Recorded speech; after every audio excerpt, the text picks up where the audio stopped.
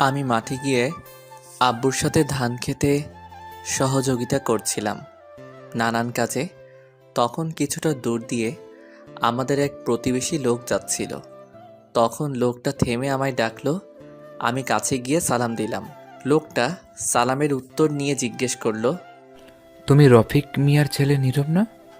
হুম চাচা, আমি নীরব। তুমি লেখাপড়া ছেড়ে এই খেতে কাজ করছো কেন? চাচা, আব্বুর তো বয়স হয়ে গেছে। মাসে 30 দিনের মাঝে 25 দিন অসুস্থ থাকে আর 5 দিন সুস্থ। এই জমিটা দেখার মতো কেউ নেই, আর তাই আমি এই জমিটা দেখে রাখার দায়িত্ব নিয়েছি। আর লেখাপড়া না করলেও চলবে, এই জমিতে কাজ করে আব্বু আম্মুকে নিয়ে বাকিটা জীবন চালাবো। খুব ভালো কাজ করছো, কিন্তু তার পাশাপাশি লেখাপড়া করাটা দরকার ছিল। তা তুমি কতদূর পর্যন্ত লেখাপড়া করলে? আমি মাত্র ইন্টারে উঠলাম, ভর্তি হইনি এখনো। তখন লোকটা আমার আব্বুকে ডাকতে লাগলো। কাছে আসার পর লোকটা আমার আব্বুকে সালাম দিল আর বলল, কেমন আছেন রফিক মিয়া? এই তো আছি কোনো মতো ভালো। আপনি কেমন আছেন? আলহামদুলিল্লাহ ভালো। আপনার ছেলেটা খুব ভালো। এত অল্প বয়সে আপনার সব দায়িত্ব নিয়ে নিল, কিন্তু আপনার ছেলেকে লেখাপড়া ছাড়তে বলবেন না। এই ক্ষেতের কাজের পাশাপাশি লেখাপড়া চালিয়ে যেতে বলবেন। আমি চেয়েছিলাম আর একটু লেখাপড়া করতে, কিন্তু আমাদের সংসার চলতে কষ্ট হয়, তাই লেখাপড়া আপাতত বন্ধ করে দিয়েছি। শুনেন রফিক মিয়া, কষ্ট করে ছেলেটাকে লেখাপড়া করান। দেখবেন আপনার ছেলে বড় হয়ে কিছু একটা করতে পারবে। ঠিক আছে, দোয়া করবেন আমার ছেলেটার জন্য। দোয়া করি আল্লাহ আপনার ছেলেটাকে যেন ভালো একটা জায়গায় নিয়ে দাঁড় করায়। তারপর লোকটা চলে গেল। যাওয়ার পর আমি আব্বুকে বললাম, আব্বু তুমি বাসায় চলে যাও, অনেক রোদ উঠেছে, বাসায় গিয়ে আরাম করো, আমি আর কিছুক্ষণ পর আসছি। একসাথে যাই, আর একটু কাজ বাকি আছে।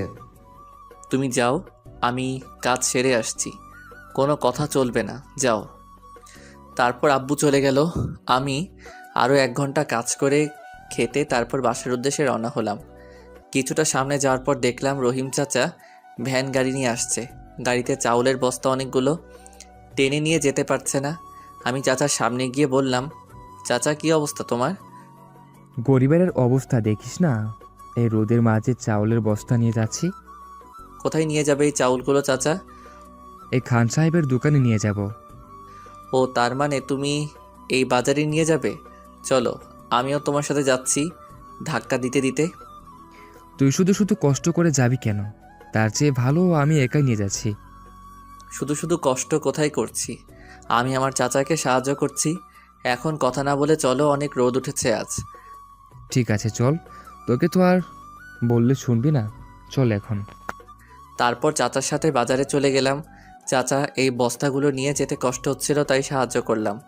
আমি যখন চলে আসব তখন চাচা জোর করে একটা স্পিড হাতে ধরিয়ে দিল, সেটাকে চলে আসতে লাগলাম। কিছুটা সামনে যাওয়ার পর আমার বন্ধু জাহিদ দৌড়ে আসলো আর বলল, দোস্ত, তোদের ধান খেতে কার জানি গরু ঢুকে গেছে, জলদি চল। তুই জানলি কি করে? আরে আমি ওই দিক থেকে আসছিলাম, তখন দেখছি, আর তোকে দেখছিলাম তুই ভ্যান গাড়ি ধাক্কা দিতে দিতে যাচ্ছিস, তাই দৌড়ে আসলাম বলতে। শালা গরু, তোকে আজ পানিতে চুবিয়ে চুবিয়ে মারবো। তুই আমার ধান খেতে ঢুকেছিস। আরে ফালতু কথা বাদ দিয়ে জলদি চল। তারপর আর কি, দুই বন্ধু মিলে লুঙ্গি ধরে দিলাম দৌড়। ধান খেতে গিয়ে দেখি সত্যি গরুটা দাঁড়িয়ে আছে। তখন আমি গিয়ে গরুর দড়িটা ধরে টেনে নিয়ে আসতে চাইলাম, কিন্তু গরুটা আসছে না। তখন একটা লাঠি নিয়ে দিলাম গরুকে 4-5টা বাড়ি। তখন গরুটা আমার দিকে আসতে লাগলো। গরুটাকে দেখে বুঝতে পারছি আজ আমি দাঁড়িয়ে থাকলে শেষ গুঁতো দিয়ে মারবে আমায়। আর না দাঁড়িয়ে থেকে দিলাম দৌড়। গরুটা আমার পিছনে দৌড়াতে লাগলো। আমি মনে মনে বললাম, আল্লাহ এই গরুর গুঁতো থেকে বাঁচাও, আর জীবনে গরুকে মারবো না। কিছুটা পথ যাওয়ার পর গরুটা থেমে অন্যদিকে চলে গেল। আমি তা দেখে কি খুশি, গরুটা আমায় আর গোতা দিতে পারবে না। তারপর সেখান থেকে চলে আসলাম, এসে জাহিদকে খুঁজতে লাগলাম। তখন দেখতে পেলাম জাহিদ একটা গাছতলায় বসে আছে। আমি কাছে যাওয়ার পর বলল, কি রে, তোকে কি গরু গোদা দিল নাকি? গুঁতো না দিলেও দৌড়িয়ে তা উসুল করে নিয়েছে। গরুটা জানে মনে হয় তোকে গোতো দিতে পারবে না, তাই দৌড়ে উসুল করে নিয়েছে। তা তোর কি খবর? কলেজে ভর্তি হয়েছিস? ভর্তি হয়েছি, আমাদের এই গ্রামের কলেজেই। কিন্তু তুই না বললি শহরে গিয়ে ভর্তি হবি? না রে, নিজের গ্রাম ছেড়ে যেতে মন চায় না। আর তোদের ছেড়ে কি করে যাব, তাই এখানেই থেকে গেলাম। খুব ভালো কাজ করছিস। তা তোর খবর কি? তুই নাকি এখনো ভর্তি হসনি? ভর্তি হওয়ার টাকা নাই রে দোস্ত। আম্মু অসুস্থ, তাকে ডাক্তার দেখাতে পারিনি, এখনো হাত একদম খালি। সে কি রে, তুই আগে বলবি না তোর টাকা লাগবে? তোর কত টাকা লাগবে? তুই জেনে কি করবি? তুই বল কত লাগবে। আপাতত 1000 হলেই হবে আম্মুকে ডাক্তার দেখাতে। এই নিয়ে আমার কাছে 1500 টাকা আছে, এইগুলো নিয়ে তোর আম্মুকে ডাক্তার দেখাস। না, আমার টাকা লাগবে না, এমনি বললাম আর কি। আরে টাকাটা রাখতো। শোন, বন্ধু হয়ে যদি আরেকটা বন্ধু সাহায্য করতে না পারি, তাহলে বন্ধু নাম হলো কেন? শোন, বন্ধুর কাছে কোনো কিছুই লুকিয়ে রাখবি না। সমস্যা হলে বলবি, যেভাবে হোক তোর সমস্যার সমাধান করতে চেষ্টা করব। তখন আমি জাহিদকে জড়িয়ে ধরে বললাম, তোকে কি বলবো, আমার ভাষা নেই, তবুও বলছি ধন্যবাদ দোস্ত। আরে হয়েছে হয়েছে, আর বলতে হবে না। আর একটা কথা, তুই কলেজে আগামীকাল আমার সাথে যাবি, ভর্তি হওয়ার ব্যবস্থা করব। এখন আমি যাই। আচ্ছা ঠিক আছে, যা। তারপর জাহিদ চলে যেতে লাগলো। আমি পিছনে ফিরে দেখি সেই গরুটা দাঁড়িয়ে দাঁড়িয়ে কি জানি চাবাচ্ছে, আর আমার দিকে আসতে লাগলো। জাহিদ বাঁচা আমারে এই গরুর হাত থেকে, এই বলে দিলাম দৌড়। জাহিদ দেখে আমার আগে দৌড়ে চলে গেল। আমি দৌড়ে বাসায় চলে আসলাম। এসে দেখি আব্বু উঠানে বসে আছে। আমায় দৌড়াতে দেখে আব্বু বলল, কিরে, এমন করে দৌড়াচ্ছিস কেন? আর বলো না, একটা শয়তান গরু দৌড়ানি দিছে, তাই দৌড়ে আসছি। এটা শুনে আব্বু হাসতে লাগলো আর বলল, গরুটার লোক খুঁজে পেল না দৌড়ানি দেওয়ার? আরে আমাদের ধান খেতে গরুটা গিয়েছিল, আমি টেনে বের করতে চেয়েছি কিন্তু আসলো না, তাই 4-5 বাড়ি দিয়েছি, আর তাতেই গরু কাকু খেপে দৌড়ানি দিছে। আচ্ছা ঠিক আছে, এখন ঘরে গিয়ে একটু শুয়ে থাক। আম্মু কোথায় আব্বু? রুমে শুয়ে আছে, আর জ্বর এসেছে। কি যে করি, হাতে টাকাও নেই, ডাক্তার দেখাতে যে যাব। তখন আমি আব্বুর হাতে জাহিদের দেওয়া 1500 টাকা দিয়ে বললাম, এই নাও 1500 টাকা, এটা দিয়ে আম্মুকে বিকালে ডাক্তার দেখাবে। তুই এত টাকা কোথায় পেলি? এই টাকাগুলো জাহিদ দিয়েছে, পরে আবার দিয়ে দিব, আম্মু অসুস্থর কথা শুনে দিয়েছে। তুই কেন টাকাটা নিতে গেলি? এখন যদি টাকা দিতে লেট হয় তাহলে কি বলবে? আরে আব্বু, ও আমার বন্ধু, কিছু হবে না। আমি তখন না হয় বুঝিয়ে বলবো, তোমার চিন্তা করতে হবে না, আমি গিয়ে একটু গোসল করে আসি নদী থেকে। দরকার নেই, কলে পানি আছে, এখানেই গোসল কর। নদীতে গোসল করলে ঠান্ডা লাগবে। আরে কিছু হবে না, আমি বেশিক্ষণ পানিতে থাকবো না, চলে আসবো। আচ্ছা ঠিক আছে, জলদি চলে আসবি। তারপর আমি কাপড় নিয়ে চললাম নদীতে গোসল করতে। নদীটা আমাদের বাসা থেকে কিছুটা দূরে। তারপর গোসল করে এসে দেখি আম্মু এখনও ঘুমাচ্ছে আর আব্বু গোসল করছে। আব্বু আসার পর আম্মুকে উঠিয়ে নিয়ে আমি খাবার দিলাম, তারপর সবাই মিলে খেয়ে নিলাম। বিকালে ধান ক্ষেতটা দেখে কিছুক্ষণ বন্ধুর সাথে আড্ডা দিয়ে চলে আসলাম। সন্ধ্যা হয়ে গেছে তাই। পরের দিন সকালে উঠে ফ্রেশ হয়ে কলেজে চলে গেলাম, কারণ জাহিদ বলছে ভর্তি করাবে। কলেজটা আমাদের বাসা থেকে কিছুটা দূরে। কলেজে গিয়ে শুনি যারা এই গ্রামের সকলকে ফ্রি ভর্তি করানো হচ্ছে। এই বছর এটা শুনে আমি খুব খুশি হলাম, কারণ জাহিদের টাকা বাঁচলো। আর আমারও ভর্তি হয়ে আসার সময় প্রিন্সিপাল স্যার বলল, আর 2 দিন পর এই কলেজে একটা অনুষ্ঠানের আয়োজন করতে চলছে, কারণ এই কলেজের 20 বছর পূর্ণ হলো সেই জন্য। আর প্রধান অতিথি হিসেবে থাকছেন আমাদের বাংলাদেশের মন্ত্রী আফজাল সাহেব। কলেজ থেকে বের হয়ে আসার পর জাহিদ বলল, যাক, ভালোই হলো ফ্রি করে, তোর আর আমার টাকা লাগলো না। খুব ভালো হয়েছে এই বছরে ফ্রি করে। আচ্ছা, তুই কি এই অনুষ্ঠানে আসবি? কেন না আসলে সমস্যা হবে? আরে না, তুই তো কোনো অনুষ্ঠানে যেতে চাস না, তাই জিজ্ঞেস করলাম। তা অবশ্যই, কিন্তু আমি আসব, কারণ মন্ত্রী আসছে এই প্রথম এই কলেজে, তাই তাকে দেখতে আসতেই হবে। আচ্ছা ঠিক আছে, তাহলে আমায় নিয়ে আসিস, দুজন একসাথে আসবো। আচ্ছা ঠিক আছে, এই বলে হাঁটতে লাগলাম। কিছুটা সামনে যাওয়ার পর সেই দিনের লোকটা সামনে পড়ল। তখন আমি সালাম দিলাম। সে সালামের উত্তর নিয়ে বলল, কোথাও গিয়েছিলে নাকি তুমি? একটু কলেজে গিয়েছিলাম ভর্তি হতে। তা কলেজে কি ভর্তি হয়েছ? ভর্তি হয়ে আসলাম। যাক, খুব ভালো কাজ করেছো। এখন মন দিয়ে লেখাপড়া করো আর নিজেকে ভালো একটা জায়গায় নিয়ে দাঁড় করাও। দোয়া করবেন যেন তাই করতে পারি। তারপর আর কিছু কথা বলে চলে আসলাম সেখান থেকে। তারপর জাহিদ চলে গেল, আমি আমার বাসায় চলে আসলাম। আমি বাসায় এসে দেখি আব্বু বসে বসে কাজ করছে, আম্মু রান্না করছে। তখন আব্বু বলল, কিরে, কলেজে ভর্তি হয়েছিস? ভর্তি হয়েছি, কিন্তু কোনো টাকা লাগেনি। কেন, কোনো টাকা লাগেনি? এই বছর ফ্রি করে করে দেওয়া হয়েছে তাই। যাক, ভালোই হলো তাহলে। আচ্ছা আব্বু, তুমি ধান ক্ষেত দেখে আসছো গিয়ে? না, এখনো যাইনি। তুই গিয়ে একটু দেখে আয় তো। আচ্ছা ঠিক আছে। তারপর আমি আম্মুর কাছে গিয়ে বললাম, আম্মু তোমার শরীরটা কেমন আছে এখন? সকাল থেকে একটু ভালো লাগছে। কিছু থাকলে দাও তো, খিদে পেয়েছে। আচ্ছা তুই ঘরে যা, আমি খাবার নিয়ে আসছি। তারপর আমি ফ্রেশ হয়ে ঘরে চলে আসলাম। কিছুক্ষণ পর আম্মু খাবার নিয়ে আসলো। খাবার খেয়ে একটু রেস্ট নিয়ে চললাম ক্ষেত দেখতে। কিছুটা সামনে যাওয়ার পর দেখতে পেলাম সেই দিনে আমায় দৌড়ানো গরুটা কিন্তু আজ বাঁধা আছে একটা গাছের সাথে। যাক, বাঁচা গেল। আজ গরুটা বাঁধা আছে, নিশ্চিন্তে যেতে পারবো। তারপর চলে আসলাম ক্ষেত দেখে, কিছুক্ষণ ঘুরে ফিরে বাসায় চলে আসলাম। এইভাবে কেটে গেল 2 দিন। আজ কলেজে অনুষ্ঠান। আমি ভেবেছিলাম সকালে কলেজে গিয়ে বসে থাকবো, কিন্তু আজ আব্বু সকালে উঠে কোথায় জানি গেছে, তাই আর যেতে পারছি না। তখন আমি মনে মনে ভাবতে লাগলাম, আব্বু যেহেতু নেই তাহলে আমি এই ফাঁকে কলেজে গিয়ে একটু দেখে আসি। তারপর চলে গেলাম, জাহিদকে ফোন দিয়েছি, ও বলল বিকালে যাবে। তারপর আমি একাই আসলাম কি করছে দেখতে। গিয়ে দেখি মঞ্চ খুব সুন্দর করে সাজিয়েছে, পুরো মাঠ সুন্দর করে সাজিয়েছে। পুলিশ এখনই চলে আসছে। আমি কিছুক্ষণ দেখে বাসায় চলে আসলাম। এসে দেখি আব্বু বাসায় আসছে। আমি যাওয়ার পর আব্বু বলল, কোথায় গিয়েছিল নাকি? একটু কলেজে গিয়েছিলাম দেখতে, আজ তো অনুষ্ঠান তাই। আমি শুনেছি। একটা কাজ করতো বাবা, ধানগুলোর মাঝে পোকা ধরেছে দেখলাম। এখন পোকা না মারলে ধানগুলো নষ্ট হয়ে যাবে। এই ওষুধগুলো পানির মাঝে মিশিয়ে পানি ছিটানোর মেশিন দিয়ে ওষুধগুলো দিয়ে আয় তো। আমি যাবো ভাবছিলাম, কিন্তু আমার খারাপ লাগছে, তাই তুই একটু দিয়ে আয়। আব্বু, এটা আজ দেওয়া লাগবে? দিয়ে আয়। আমি আর কিছু বললাম না। আব্বুর উপর কখনো কোনো কথা বলিনি।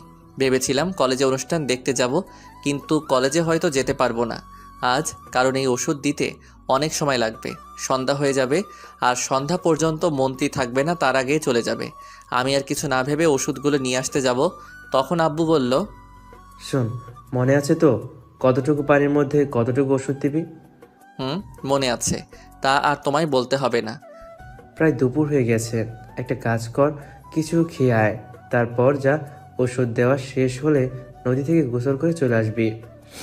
আচ্ছা ঠিক আছে, পুরো খেতে দিয়ে আসবো, তুমি রেস্ট নাও। তারপর আমি কিছু খেয়ে ওষুধগুলো নিয়ে সব চলে আসলাম। কিছুটা দূরে আসার পর লিমা আসলো দৌড়ে আমার কাছে। ও, আপনার হয়তো লিমাকে চিনবেন না।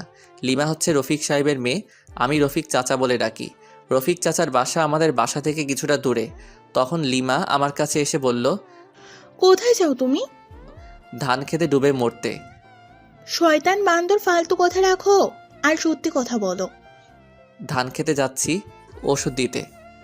কি, আজ না কলেজে অনুষ্ঠান? তাহলে সেখানে কে যাবে শুনি? ও লিমা, আমি একই ক্লাসে পড়ি আর আমরা বন্ধু। সাথে জাহিদ। আর একটা কথা বলে রাখি, লিমা জাহিদকে পছন্দ করে কিন্তু বলতে পারছে না, এটা আমায় বলছে। কি আর করা, আব্বুর নাকি ভালো লাগছে না, তাই আমায় পাঠিয়েছে। আচ্ছা, তাহলে আর কি করা, আমি না হয় আমার প্রাণ পাখিকে নিয়ে যাই। আজ কিন্তু ভালোবাসার কথাটা বলতেই হবে। চেষ্টা করব, কিন্তু সামনে গেলে বুক ধুপ ধুপ করে ভয় লাগে, তখন আর বলতে পারি না। আর বসে থাকলে হবে না, বলে দিতে হবে আজ গিয়ে, নয়তো দেখিস কেউ এসে নিয়ে যাবে। না, আজ বলবো। Best of luck. ও, আর একটা কথা বলতে ভুলেই গেছি, মন্ত্রীর মেয়ে আসবে এই গ্রাম ঘুরে দেখতে। তাই নাকি? মন্ত্রীর আবার মেয়েও আছে? আছে, একটা না দুটি মেয়ে তার, একটা ছোট আর একটা আমাদের মতো বড়। আচ্ছা তাই? আচ্ছা, আমি এখন চলে যাই, কলেজে চলে যাব। আচ্ছা ঠিক আছে। তারপর লিমা চলে গেল, আমিও চলে আসলাম। এসে পানি নিয়ে ওষুধ তার সাথে দিয়ে খেতে দিতে লাগলাম।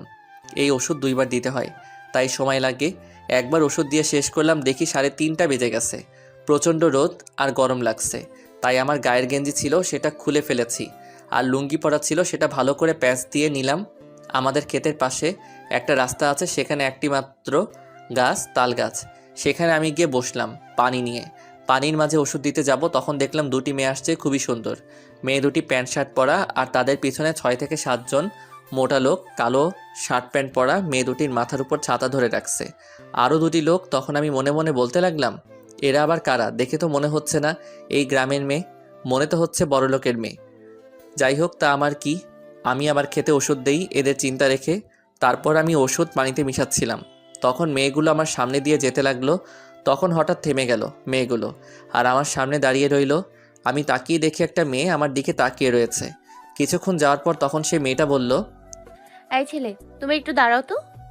আমি তখন বসে না থেকে উঠে দাঁড়ালাম, আর পাশের মেয়েটা ফিক করে হেসে দিল। তখন মেয়েটা বলল, নীলা, হাসি বন্ধ কর, চুপ। আর তোরা একটু দূরে যা তো, একটু কথা আছে আমার এই ছেলের সাথে। সে কিরে, তুই কি কথা বলবি? তোকে বললাম না যেতে? গার্ড, তোমরা এখন দূরে যাও কিছুটা, আর পেছনে তাকাবে না, সোজা সামনে তাকিয়ে থাকবে। আমি যতক্ষণ না বলি তাকাবে না। হঠাৎ কি হলো তোর, বলতো? এতক্ষণ তো ভালোই ছিলি। সব বলবো, একটু দূরে যা। তারপর গার্ড আর নীলা চলে গেল। অনেকটা সামনে গেল গার্ডগুলো, মেয়েটার কথা মতো সামনে তাকিয়ে রইল। তখন মেয়েটা আমায় তালগাছের একটু আড়ালে বলল যেতে। আমি গেলাম। তারপর মেয়েটা গিয়ে আমার সামনে দাঁড়িয়ে পা থেকে মাথা পর্যন্ত তাকিয়ে কয়েকবার দেখলো আমার, আর তখন মেয়েটি তার ঠোঁটে কামড় দিয়ে বলল, এ তো পুরাই আগুন, কি হট লাগছে তোকে। আমি মেয়েটির কথা শুনে অবাক হয়ে গেছি। মেয়েটির চোখের দিকে তাকিয়ে দেখি কেমন জানি নেশার দৃষ্টিতে তাকিয়ে আছে, আর ঠোঁট কামড়াচ্ছে আমার দিকে তাকিয়ে। আমি একটু ভয় পেয়ে গেলাম তার এমন আচরণ দেখে। তখন আমি বললাম, কি বলছেন আপনি এগুলো? হ্যাঁ, ঠিকই বলছি, তোকে দেখে নিজেকে সামলাতে পারছি না। কেন বলতো? মনে হচ্ছে ঝড় বইছে আমার সারা শরীরে। এই ঝড় তুই একমাত্র পারবি থামাতে। আপনি কি বলছেন এগুলো? মাথা ঠিক আছে তো? আচ্ছা সরেন এখন আমার সামনে থেকে, খেতে গিয়ে ওষুধ দিতে হবে, সময় নেই। ওইখানে ওষুধ পরে দিস, আগে আমায় ঠান্ডা কর ওষুধ দিয়ে। এই মেয়ে কি পাগল নাকি? কী সব উল্টাপাল্টা কথা বলছে। যাই হোক, এখন এখান থেকে কেটে পড়তে হবে। শোনো, ফাইনাল ডিসিশন, তোমায় আমি পছন্দ করে ফেলেছি প্রথম দেখায়। আমার জীবনে এখন তোমার প্রয়োজন। উফ, এমন হট ছেলেকে কি করে না পছন্দ করে থাকি? কি হট লাগছে, পুরাই আগুন। এখন থেকে তুমি আমার, আমি তোমার, আর কোনো মেয়ের দিকে তাকাবে না। আমি তো মেয়েটির কথা শুনে অবাক হয়ে গেছি। তখন নিজের দিকে একটু তাকিয়ে দেখলাম, কি দেখে প্রেমে পড়লো মেয়েটা। আমার গায়ে তো লুঙ্গি ছাড়া কিছু পরা নেই, দেখলো কি এমন কে জানে। তখন মেয়েটা আবার বলল, কি মনে থাকবে তো? ভুলে অন্য কোনো মেয়ের সাথে কথা বলবে না। আচ্ছা আপনি কে যে আপনার কথা শুনতে হবে? আমি কে? আমি হচ্ছি মন্ত্রীর মেয়ে, আর তোমার হবু বউ হব। আমি অবাক হয়ে বললাম, কি আপনি মন্ত্রীর মেয়ে? আমি মন্ত্রীর মেয়ে। আল্লাহ বাঁচাও। এই বলে আমি ওষুধগুলো আর পানির মেশিন নিয়ে দিলাম দৌড়। তখন মেয়েটি পিছন থেকে বলল, ওই আমার হট জানো, দাঁড়াও, কোথায় যাও, এদিকে আসো। আমি দুঃখিত, আপনার নাম্বারটি ভুল জায়গায় এসে গেছে, আপনি অন্য জায়গায় ট্রাই করেন। কি উল্টোপাল্টা কথা বলছো? আমি ঠিক নাম্বারে ট্রাই করছি, ভুল জায়গায় না। নীরব, এই মেয়ের পাল্লায় পড়িস না, জলদি পালা, এই মেয়ে নিশ্চয়ই পাগল। তারপর দৌড়ে খেতে চলে গেলাম। খেতে অনেক কাদা আছে, আমি জানি এই মেয়ে কখনো এখানে আসবে না। বড় লোকের মেয়ে, সে কি আর কাদায় নামবে? তখন মেয়েটি রাস্তার উপর থেকে বলল, এই আসো না, চলে গেলে কেন? আসো বলছি, কথা আছে। না, আমি এখন ওষুধ দিব, খেতে আপনি এখন যান, আপনার লগে কথা নাই আমার। তুমি না আসলে কিন্তু আমি নেমে আসবো, এই বলে দিলাম। আপনি নামলে আমি আবার দৌড়ে চলে যাব। দাঁড়াও, আসছি আমি। এই বলে মেয়েটি আসতে যাবে, তখন নীলা এসে মেয়েটিকে উদ্দেশ্য করে বলল, মায়া, তোর আব্বু ফোন দিয়েছে, বলল তাড়াতাড়ি যেতে, অনুষ্ঠান শুরু হয়ে গেছে। নীলা একটু দূর থেকে জোরে বলল, যার কারণে আমি মেয়েটির নাম শুনতে পেরেছি। তখন মায়া বলল, 1 মিনিট দাঁড়া, আমি এই ছেলেটাকে সাথে করে নিয়ে যাব। কি, তুই কি পাগল হয়ে গেলি নাকি? চলো তো, এটাকে ধরে নিয়ে আসি। আমি এই কাদার মধ্যে নামতে পারবো না, তুই যা। তখন মায়া নামতে যাবে, ঠিক তখনই নীলার ফোনটা বেজে উঠল, আর নীলা তখন বলল, এই দেখ, তোর আব্বু আবার ফোন করেছে, নে তুই কথা বল। তারপর মায়া ফোনটা নিয়ে কিছুক্ষণ কথা বলে নীলাকে ফোনটা দিয়ে বলল, চল, একে পরে দেখে নিব, আবার আসবো। আবার আসলে খুব ভালো হবে, অনেক সুন্দর গ্রাম এটা, আমায় নিয়ে আসিস। আচ্ছা চল এখন। আমি তাকিয়ে দেখছিলাম। তখন মায়া আমায় বলল, আমি আবার আসবো, তখন সব হিসাব নিব এক এক করে। এই বলে চলে গেল। তখন আমি মনে মনে বললাম, যাক বাঁচা গেল, পাগল মাইয়া নিশ্চয়ই পাগলাগারদ থেকে আসছে, তাই এত লোক, বুঝতে পারছি। পরে এসে আমায় খুঁজে পাবে কোথায়। এখন ওষুধগুলো দেওয়া যাক, অনেক লেট হয়ে গেছে। তারপর আমি পুরো খেতে ওষুধ দিলাম। দিতে দিতে সন্ধ্যা হয়ে গেছে। তারপর নদী থেকে গোসল করে বাসায় এসে কিছু খেয়ে বসে আছি। তখন আম্মু বলল, কিরে, অনুষ্ঠানে যাবি তুই? এখন তো শেষ হওয়ার পথে অনুষ্ঠান, আর গিয়ে কি করব। অনুষ্ঠান শেষ হতে আরও লেট হবে, 9টা বাজতে পারে। গেলে গিয়ে দেখে আয়। আচ্ছা ঠিক আছে, আব্বু কোথায়? তোর আব্বু বাজারে গেছে, তুই যা। তারপর আমি কলেজে চলে আসলাম, এসে দেখি অনেক মানুষ কলেজের মাঠে। আর মঞ্চে দেখলাম মন্ত্রী বসে আছে, পাশে মায়া বসে আছে। কিন্তু মায়াকে দেখে যা বুঝতে পারলাম, তার কোনো অনুষ্ঠান খেয়াল নেই, উপরের দিকে তাকিয়ে কি জানি ভাবছে আর মুচকি মুচকি হাসছে। তার কিছুক্ষণ পর মন্ত্রী চলে গেল। রাত 8টায় অনুষ্ঠান শেষ হলো। আমি তারপর বাসায় চলে আসলাম। আসার পর দেখি আব্বু বসে আছে বাহিরে। তখন আমায় দেখে বলল, অনুষ্ঠান শেষ হয়ে গেছে বাবা। আব্বু শেষ। খেতে গিয়ে ওষুধগুলো ভালো করে দেওয়া হয়েছে? কোনো সমস্যা হয়নি তো? না, কোনো সমস্যা হয়নি, তবে আব্বু অনেক পাখি আছে ক্ষেতের মাঝে, এতে করে ধানের সমস্যা হচ্ছে। পাখিগুলো এসে ধান নিয়ে যাচ্ছে, নষ্ট করে দিচ্ছে। তাহলে তো আমাদের ফসল নষ্ট হয়ে যাবে, কষ্টটুকু বিফলে যাবে। তুমি একটা কাজ করো, 10-15টার মতো কাকতাড়ুয়া বানাও, তাহলে পাখিগুলো ভয়ে আর আসবে না। আচ্ছা, তাহলে আমি আগামীকাল থেকে বানাবো। এখন আয়, খাবার খেয়ে নে, অনেক রাত হয়ে গেছে। আচ্ছা ঠিক আছে, আমি ফ্রেশ হয়ে আসছি, তুমি ঘরে গিয়ে বসো। আম্মুকে বলো খাবার রেডি করতে। তারপর আব্বু চলে গেল, আমি গিয়ে ফ্রেশ হয়ে আসলাম। তারপর আব্বু আম্মু সবাই মিলে খাবার খেয়ে নিলাম। আমি খেয়ে আমার রুমে চলে আসলাম, এসে শুয়ে পড়লাম। আর এদিকে মায়া তার বাসায় গিয়ে সবাই মিলে রাতের ডিনার করার জন্য টেবিলে বসলো। তখন মায়া তার আব্বুকে বলল, আব্বু, তোমাকে একটা কথা বলার ছিল। বল, কি বলবি? আব্বু, আমি একটা ছেলেকে পছন্দ করেছি। খুব ভালো। তা ছেলেটার বাড়ি কোথায়? ছেলেটার বাড়ি আমরা আজ যে গ্রামে গিয়েছিলাম অনুষ্ঠানে, সেই গ্রামেই তার বাড়ি। ছেলেটা কি করে? আমি জানি না ছেলেটা কি করে, কিন্তু ছেলেটাকে দেখলাম কৃষি কাজ করে। খুব ভালো লাগছে, আমার পছন্দ হয়েছে। কি, তুই এই কৃষক ছেলেকে পছন্দ করছিস? আমি পছন্দ করি না, ভুলেও এই কথার মুখে আনবি না। এদের থাকার মতো ঘর নেই, তোকে কি করে রাখবে? তুমি পছন্দ না করো তাতে আমার কি? আমি তো পছন্দ করেছি, আমায় যেখানে রাখবে আমি থাকবো। তখন মায়ার আব্বু মায়ার আম্মুকে উদ্দেশ্য করে বলল, তোমার মেয়েকে বোঝাও, ওই গরিবের ঘরে আমি দিব না। তখন মায়ার আম্মু মায়াকে বলল, দেখ মা, তোর আপু ঠিক কথা বলছে। তাছাড়া আমারও পছন্দ না কৃষক ছেলে। ছেলেটা যদি কোনো চাকরি করতো তাহলে আমি ভেবে দেখতাম। আমাদের সাথে একদম মেলে না। আমাদের সাথে না মিললে তাতে আমার কি? আমি তাকে পছন্দ করি, সে যাই করুক না কেন। দেখ, তুই পছন্দ করলেও কোনো লাভ নাই। তারা কোথায় আর আমরা কোথায়? আমি তোকে এর চেয়ে ভালো ছেলে খুঁজে দেব। লাগবে না আমার এর চেয়ে ভালো ছেলে, আমি তাকেই ভালোবাসি, আর বিয়ে করলে তাকেই করব।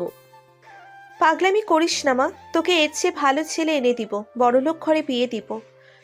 চুপ করো তো মা, তুমি আছো বড়লোকের ঘরে বিয়ে নিয়ে, আমি তার ছোট্ট ঘরে যাব। তোমরা পছন্দ করো বা নাই বা করো। তাহলে আমার একটা কথা শোন, আমি থাকতে তুই এই ছেলেকে বিয়ে করতে পারবি না। আমি কিছুতেই বিয়ে দিব না তোকে। 2 দিনের সময় দিলাম, তুই ওই কৃষক ছেলেকে ভুলে যা। আর যদি না করিস তাহলে কি হবে তা পরে জানতে পারবি। তখন মায়া রাগে খাবার খাওয়া রেখে টেবিল থেকে উঠে তার রুমে চলে আসছে। তখন মায়ার আম্মু বলল, তুমি চিন্তা করো না, ঠিক হয়ে যাবে। এখন মেয়েটা আবেগের মাঝে বলছে, একদিনে কি আর ভালোবাসা হয়? তবু তুমি তোমার মেয়েকে বোঝাও, আমি ওই কৃষি কাজ করা ছেলের কাছে বিয়ে দিব না। আচ্ছা ঠিক আছে, তুমি এখন খাবার খাওয়া শুরু করো, আমি ভালো করে বুঝিয়ে বলবো। তারপর মায়ার আব্বু খাবার খাওয়া শুরু করলো। মায়া ঘরে এসে বলতে লাগলো, আমার সাথে বিয়ে না দিলে পালিয়ে যাব তার কাছে। আর কি বললো? তাদের পছন্দ হয়নি? মনে হয় বিয়ে করে তারা থাকবে। বিয়ে করব আমি, থাকার চিন্তা আমার। তারা করে কেন? আমি যদি সুখে থাকি তাহলে তাদের সমস্যা কোথায়? আবার বলে বড়লোক ঘরে বিয়ে দেবে। কেন? আমি তাকে ভালোবাসি, বড়লোক ঘরে যাব কেন? মাথাটা গরম করে ফেলছে। বরফ কোথায়? বরফ বরফ দিতে হবে মাথায় ঠান্ডা করার জন্য। এই বলে মায়া কিছু বরফ নিয়ে তার মাথায় ধরে রাখলো। কিছুক্ষণ পর বরফ রেখে না খেয়ে ঘুমিয়ে পড়ল। মায়ের আম্মু খাবার নিয়ে এসে কয়েকবার ডেকেছে, কিন্তু মায়া আর উঠেনি, ঘুমিয়ে পড়ল। এদিকে সকালে আমি উঠে ফ্রেশ হয়ে খাবার খেয়ে নিলাম। কিছুক্ষণ পর আব্বু এসে বলল কাকতাড়ুয়া বানাতে। সাহায্য করতে। তারপর আমি আব্বুর সাথে কাকতাড়ুয়া বানাতে সাহায্য করতে লাগলাম। বানাতে বানাতে দুপুর হয়ে গেল। তারপর আমি গিয়ে নদী থেকে গোসল করে এসে খাবার খেয়ে নিলাম। তার মাঝে আব্বু কাকতাড়ুয়া বানানো শেষ করে দিয়েছে। তখন আব্বু বলল, এগুলো বিকেলে নিয়ে ক্ষেতের মাঝে লাগিয়ে দিয়ে আসবো। আচ্ছা ঠিক আছে, তুমি গিয়ে এখন খাবার খাও, আমি কিছুক্ষণ পর নিয়ে যাচ্ছি। তারপর আব্বু চলে গেল। আমি আর কিছুক্ষণ রেস্ট নিয়ে 4টা কাকতাড়ুয়া নিয়ে হাঁটতে শুরু করলাম। ক্ষেতের সামনে এসে রেখে বাকিগুলো নিয়ে আসতে যাব, তখন চোখটা তালগাছের দিকে গেল। তখন দেখলাম মায়া বসে গাছের সাথে হেলান দিয়ে চোখ বন্ধ করে আছে। পাশে নীলা দাঁড়িয়ে আছে। তখন আমি তাদের কাছে এগিয়ে যেতে লাগলাম, জিজ্ঞেস করতে আজ কিসের জন্য আসছে। আবার তখন কাছে যাওয়ার পর দেখি মায়া ঘুমিয়ে গেছে। তখন আমি নীলাকে বললাম, কি ব্যাপার, আজ আবার এই গ্রামে আসলেন? যে কোনো অনুষ্ঠান আছে নাকি? তখন নীলা আমায় উদ্দেশ্য করে বলল, আরে না, আজ কোনো অনুষ্ঠানে আসিনি, তবে আজ একটা পাগলির পাগলামো দেখতে আসছি। কি বলছেন? কোথায় পাগলি? আমি তো দেখতে পাচ্ছি না। আর বিশেষ করে আমাদের এই গ্রামে কোনো পাগলি নেই। আমি এই পাগলির কথা বলছি না রে, আমি এই মায়া পাগলির কথা বলছি। ইনি যে পাগল এটা আগেই জানি, নতুন করে বলার কি হলো? ইনি হচ্ছে শহরের পাগলি। এই বলে আমি হাসতে লাগলাম। তখন নীলা বলল, তাই নাকি? আচ্ছা ইনি পাগলি হলো কবে, কি করে? গতকাল থেকে শুধু আপনার জন্য হয়েছে। আমি অবাক হয়ে বললাম, কি বলছেন? আমার জন্য? আমি আবার কি করলাম? আমার বান্ধবী প্রথম দেখায় মন চুরি করেছেন, তাই তো আপনার পাগলি হয়েছে। গতকাল সারা রাস্তায় আপনার কথা বলতে বলতে আমার কান জ্বালাপালা করে ফেলেছে। দেখা হলো গতকাল, আর এর মধ্যে আমি তার মন চুরি করলাম কখন? এটা কি করে সম্ভব? সে আপনি বুঝতে পারবেন না। আপনি জানেন মায়া কখন আসছে এইখানে? না, জানি না কখন আসছে। সেই সকালে ঘুম থেকে উঠে চলে আসছে আপনাকে একটিবার দেখার জন্য। প্রথম দেখায় আপনার প্রেমে পড়ে গেছে, আর এসে আপনার জন্য এইখানে বসে আছে। কখন আসবেন? তখন আমি অবাক হয়ে বললাম, কি বলছেন আপনি? এত সকালে আসছে, তাও আবার আমার জন্য? সকালে উঠে চলে আসছে শুধু আপনার জন্য। আমি যখন ফোন দিলাম 11টায়, তখনও বলল এখানে আসছে আপনার জন্য। তারপর আমিও চলে আসলাম। কি আর করার, বান্ধবী তো, আমার আসতেই হবে। আর অপেক্ষা করতে লাগলাম। কিছুক্ষণ আগে ঘুমিয়ে পড়েছে মায়া। আমি তো নীলার কথা শুনে অবাক হয়ে গেছি। আমার জন্য নাকি এসে বসে আছে। সকাল থেকে প্রথম দেখায় এমন ভালোবাসা কি করে হয়? আমি কিছু বলতে গিয়েও কিছু বলতে পারলাম না। তখনই মায়ার ঘুম ভেঙে গেল, আর চোখ খুলে দেখলো আমি দাঁড়িয়ে আছি। তখন মায়া বসা থেকে উঠতে উঠতে বলল, তুমি চলে আসছো? কখন থেকে অপেক্ষা করছি। তখন নীলা মায়াকে বলল, অবশেষে চলে আসছে। তখন মায়া আমার কাছে এসে বলল, যাও তুমি পচা, আমি তোমার জন্য সেই কখন থেকে বসে আছি, আর তুমি মাত্র আসলে। আর তুমি শার্ট পরে আছো কেন? শার্ট খুলে ফেলো, তোমার শার্ট ছাড়া অনেক হট লাগে। তখন আমি মনে মনে বললাম, এই মায়া তো দেখি আমার ইজ্জত নিয়ে টানাটানি শুরু করে দিয়েছে এখনই। তখন মায়া আবার বলল, তুমি জানো আমি কখন থেকে এখানে বসে আছি? সেই সকাল থেকে বসে আছি তোমার জন্য। কেন আমার জন্য বসে আছো কেন? আমি কি করলাম? তুমি জানো না আমি তোমাকে অনেক ভালোবাসি। সত্যি বলতে প্রথম দেখায় ভালোবেসে ফেলেছি, তাই তো তোমার জন্য এসে বসে আছি দেখার জন্য। দেখো আমি তোমাকে ভালোবাসি না। আমি এত কিছু শুনতে চাই না। আমি তোমাকে ভালোবাসি আর তুমি আমায় ভালোবাসবে। এটা কখনো সম্ভব হবে না, কারণ আমি হচ্ছি একজন কৃষকের ছেলে আর তুমি হচ্ছে মন্ত্রীর মেয়ে। এখন পার্থক্য বুঝতে পারলে কতটা আমাদের মাঝে দূরত্ব?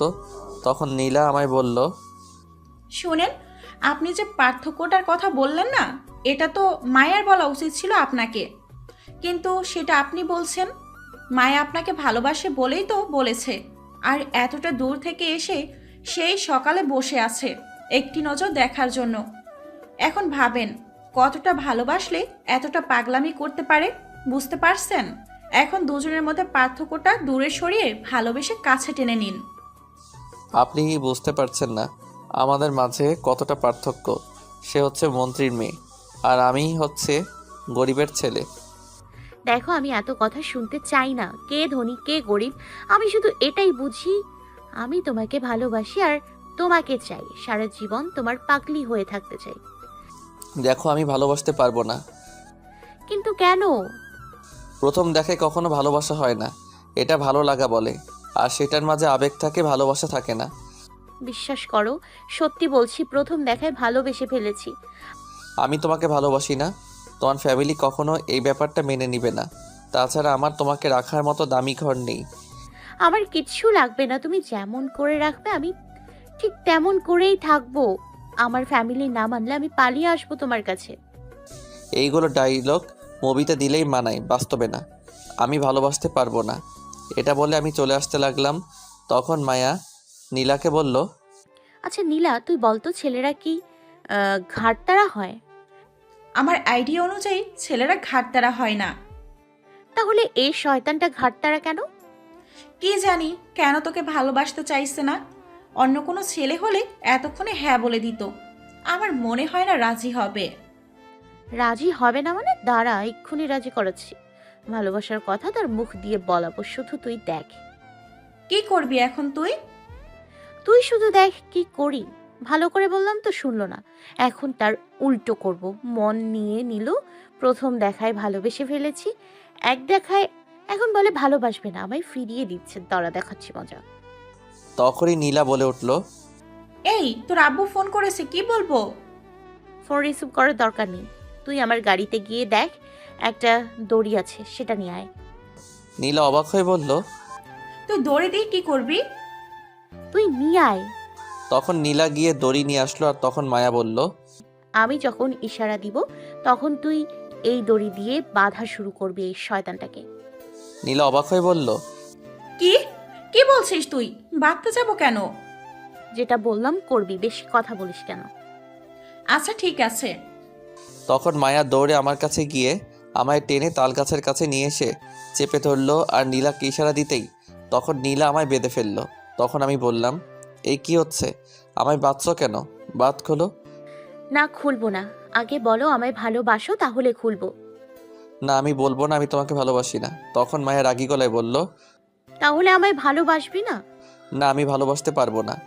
দেখ আমার রাগ উঠে যাচ্ছে, ভালোভাবে বলতেছি ভালোবাসতে। আমি বলছি তো আমি ভালোবাসতে পারবো না, এতে জোর করার কি হলো? ভালোবাসা কখনো জোর করে পাওয়া যায় না। জোর করেও পাওয়া যায়। দাঁড়া, আমায় ভালোবাসবি না তো? তুই আমার না হলে আমি কারোর হতে দিব না। নীলা, গাড়িতে গিয়ে দেখ একটা চাকু আছে, সেটা নিয়ে আয়। আজ ওর ওই জিনিসটা কেটে দিব, তাহলে আর কারোর হতে পারবে না। আমি তো মায়ের কথা শুনে পুরাই বেয়াক্কেল হয়ে গেছি আর ভয় পেয়ে গেলাম প্রচণ্ড। তখন আমি বললাম, কি বললে তুমি? এটা করো না প্লিজ। তাহলে আমায় ভালোবাসতে হবে। না, ভালোবাসতে পারবো না, অন্য কিছু বলো। বিয়ে করতে হবে। সেটাও পারবো না, অন্য কিছু বলো। তাহলে কিছু করার নেই, চাকু নিয়ে আয় জলদি। তখন আমি ভয়ে তাড়াতাড়ি বলে দিলাম, ঠিক আছে আমি রাজি ভালোবাসতে, তবুও আমার এই সম্বলটুকুর সাথে এমন করো না। তাহলে আই লাভ ইউ বলো। ঠিক আছে, I love you. I love you too আমার জান। এই বলে জড়িয়ে ধরলো আমায় আর সারা মুখে কিস করতে লাগলো। আমি মনে মনে বললাম, শয়তান মেয়ে, ব্ল্যাকমেল করে ভালোবাসার কথা বলিয়ে নিল। কখনো ভালোবাসবো না। একবার ছুটে বাসায় যাই। তারপর মায়া আমার বাঁধন খুলে দিল আর আমার বাসায় যেতে চাইলো। তখন আমি বললাম, এখন না, আর কিছুদিন পর। মায়াকে বললাম বাসায় যেতে, কারণ সকাল থেকে বসে আছে কিন্তু মায়া যেতে রাজি হয় না। সন্ধ্যায় জোর করে পাঠিয়ে দিলাম মায়াকে। তারপর আমি যেই 4টি কাকতাড়ুয়া নিয়ে আসছি সেইগুলো লাগিয়ে চলে গেলাম বাসায়। এদিকে রাতে যখন মায়া বাসায় যায়, গিয়ে তার রুমে ঢুকতে যাবে, তখন তার আব্বু মায়াকে ডাকলো।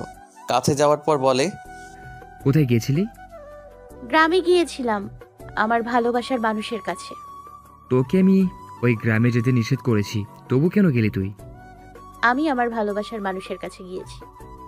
তখন মায়ার আব্বু রেগে মায়াকে ঠাস করে 2টি চড় দিয়ে বলে, তোকে আমি না বলার পরও কেন গেলি তুই? তোকে না বললাম ওই ছেলের কাছেও যাবি না, আজ থেকে তোর বাসার বাইরে যাওয়া নিষেধ।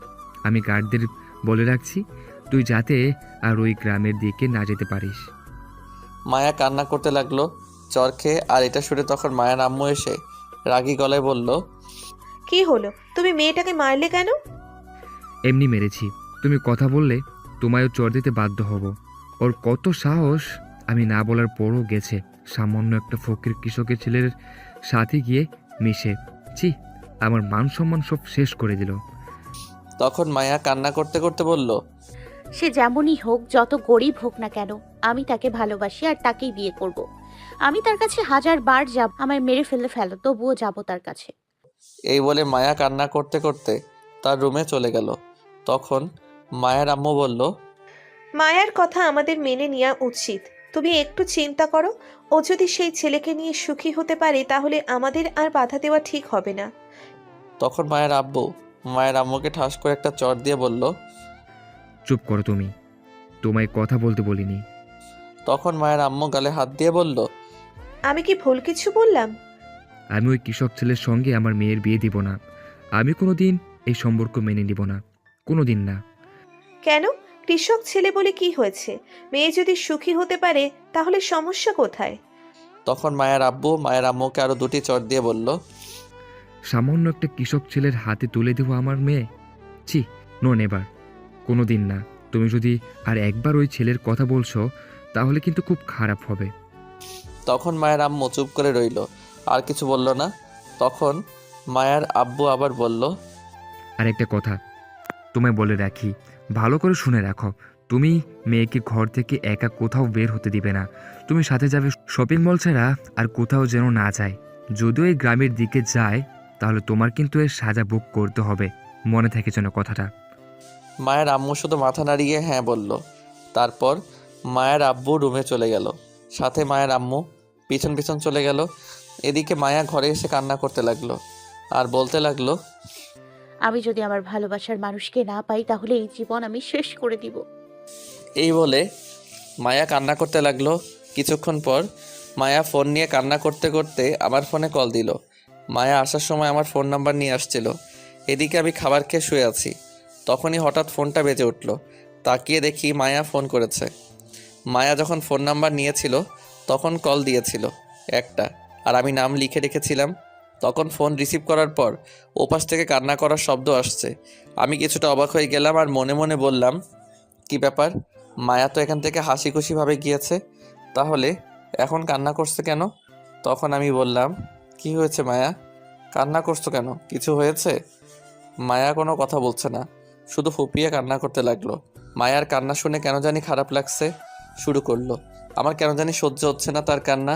তখন আমি আবার বললাম, ওই পাগলি, কি হয়েছে, কান্না না করে বলো আমায়।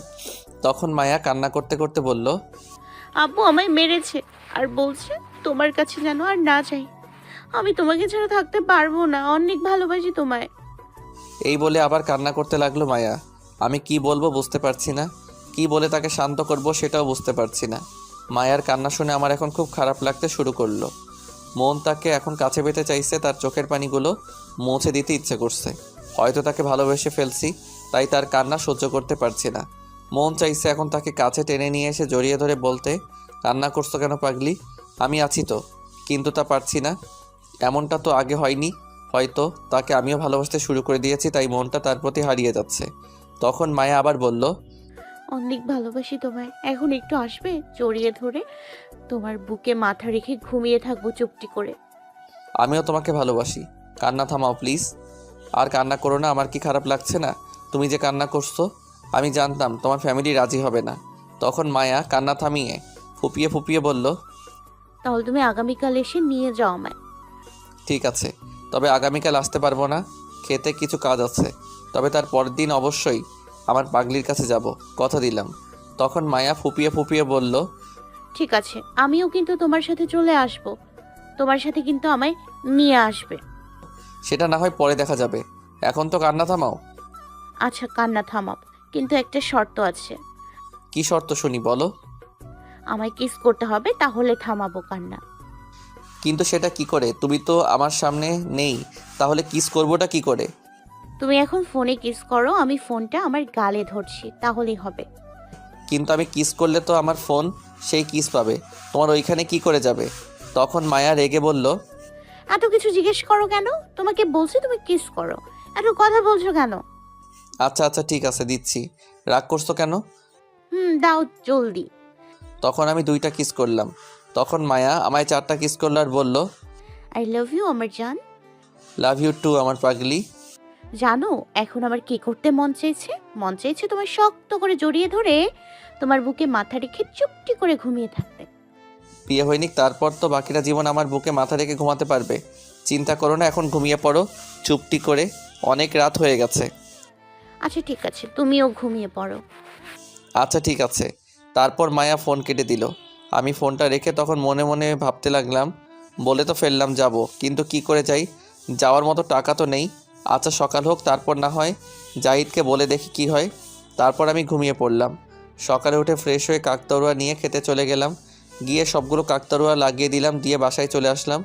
আসার পর আব্বু বলল, কোথায় গিয়েছিল এত সকালে? খেতে গিয়েছিলাম কাকতাড়ুয়াগুলো লাগাতে। সবগুলো লাগানো শেষ হলো? সবগুলো শেষ। আচ্ছা, এখন আয় নাস্তা করে নেই। আচ্ছা তুমি ঘরে যাও, আম্মুকে বলো খাবার রেডি করতে, আমি ফ্রেশ হয়ে আসছি। তারপর আব্বু চলে গেল। আমি গিয়ে ফ্রেশ হয়ে আসলাম। তারপর আব্বু আম্মু আমি সবাই মিলে খাবার খেতে বসলাম। এদিকে মায়া সকালে উঠে ফ্রেশ হয়ে তার ফোনে টাইম দেখতে যাবে, তখন দেখলো তার ফোন নেই বিছানায়। তখন খুঁজতে লাগলো, কিন্তু কোথাও খুঁজে পেল না। তখন মায়া দৌড়ে নিচে গেল, গিয়ে দেখে তার আব্বু খাবার খাওয়ার জন্য বসে আছে। পাশে তার আম্মু ছিল। তখন মায়া বলল, আম্মু আমার ফোন কোথায়, খুঁজে পাচ্ছি না কেন? তখন মায়ের আব্বু বলল, তোর ফোন আমি নিয়েছি, আজ থেকে তোর ফোন চালানো নিষেধ। তখন মায়া রেগে বলল, কেন নিষেধ? আমার ফোন দাও বলছি, নয়তো খুব খারাপ হবে। যা খুশি কর, ফোন দেওয়া যাবে না। টিভি আছে, টিভি দেখবি, আর সারা দিন ঘরে থাকবি। তোর বাইরে যাওয়া নিষেধ। তখন মায়া রেগে তার পাশে কাচের কিছু জিনিস ছিল সব ভেঙে ফেলে আর বলে, আমার ফোন দাও বলছি, যদি না দাও তাহলে আমি এক্ষুনি চলে যাব। তখন মায়ের আব্বু বলল, তুই এই বাড়ির বাইরে যেতে পারবি না আমার অনুমতি ছাড়া। আমি সবাইকে বলে দিয়েছি তোকে যেন এই বাড়ির বাইরে কোনো মতে যেতে না দেয়। তখন মায়া কান্না করতে করতে বলল, আম্মু তুমি কিছু বলো না, বলো আমার ফোনটা দিতে, আমার জানটার সাথে কথা বলবো। মায়ের আম্মু কোনো কথা বলল না, চুপ করে রইল। তখন মায়ের আব্বু মায়ের আম্মুকে উদ্দেশ্য করে বলল, আমার একটা মিটিং আছে, যাচ্ছি। মেয়ে যেন এই বাড়ির বাইরে যেতে না পারে। যদি যায় তাহলে কিন্তু এর সাজা তোমাকে ভোগ করতে হবে। এই বলে মায়ের আব্বু উঠে চলে গেল আর মায়া বসে কান্না করতে লাগলো। এদিকে আমি খাবার খেয়ে কিছুক্ষণ রেস্ট নিয়ে জাহিদকে ফোন দিয়ে বললাম আসতে, কথা আছে। তখন জাহিদ বলল তার বাসায় যেতে কেউ নেই। তার বাসায় আমি বললাম ঠিক আছে আসছি। তারপর ফোন কেটে আমি আসতে যাব, তখন আম্মু দেখে বলল, কোথাও যাবি নাকি এখন? আম্মু একটু জাহিদের বাসায় যাব, কথা আছে। কেন, কিছু বলবে? না কিছু না, এমনি বললাম, যা তাহলে।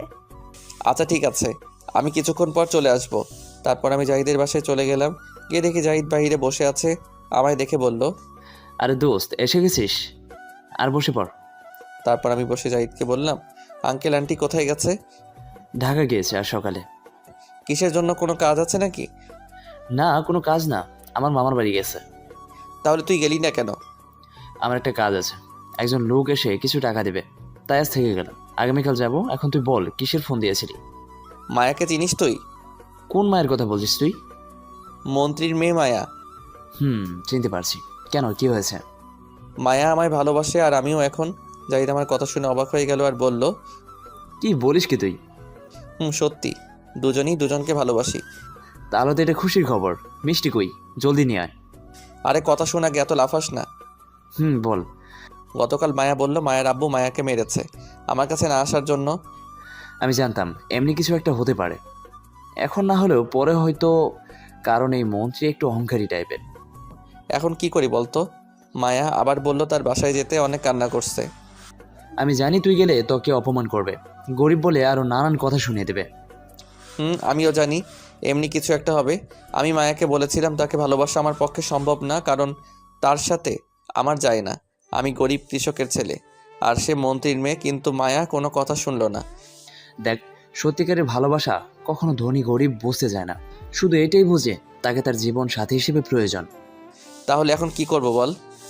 আচ্ছা তুই একটা কাজ কর, তুই তোর আব্বুকে বল তুই একটা মেয়েকে পছন্দ করিস। তারপর তোর আব্বুকে নিয়ে মায়ের আব্বুর সাথে তাদের দুজনের ব্যাপারে কথা বলিয়ে দেখ কি বলে। তোর আব্বু গেলে মনে হয় না কিছু বলবে। আমার মনে হয় না আব্বু যাবে, যদি শুনতে পারে মন্ত্রীর মেয়ে। আরে যাবে যাবে, তুই গিয়ে বলে দেখ। ঠিক আছে, কিন্তু আমি বলতে পারবো না, তুই বলবি গিয়ে আব্বুকে। ঠিক আছে, আমি না হয় বলবো। আমার কি মনে হয় জানিস, মায়াকে যেহেতু তার আব্বু মেরেছে আমার কাছে না আসার জন্য, তাহলে নিশ্চয়ই আমাদের দুজনের ভালোবাসা মেনে নিবে না। তা ঠিক বলছিস, কিন্তু তবুও যেতে হবে, গিয়ে দেখ কি বলে। বলেছি যখন যাব, গিয়ে দেখি কি হয়। নয়তো আরো একটা কাজ করতে পারিস তুই। কি করতে পারি? দেখ, এমনিই তোর আব্বু অসুস্থ, এত দূরে এখন নিয়ে আসা ঠিক হবে না।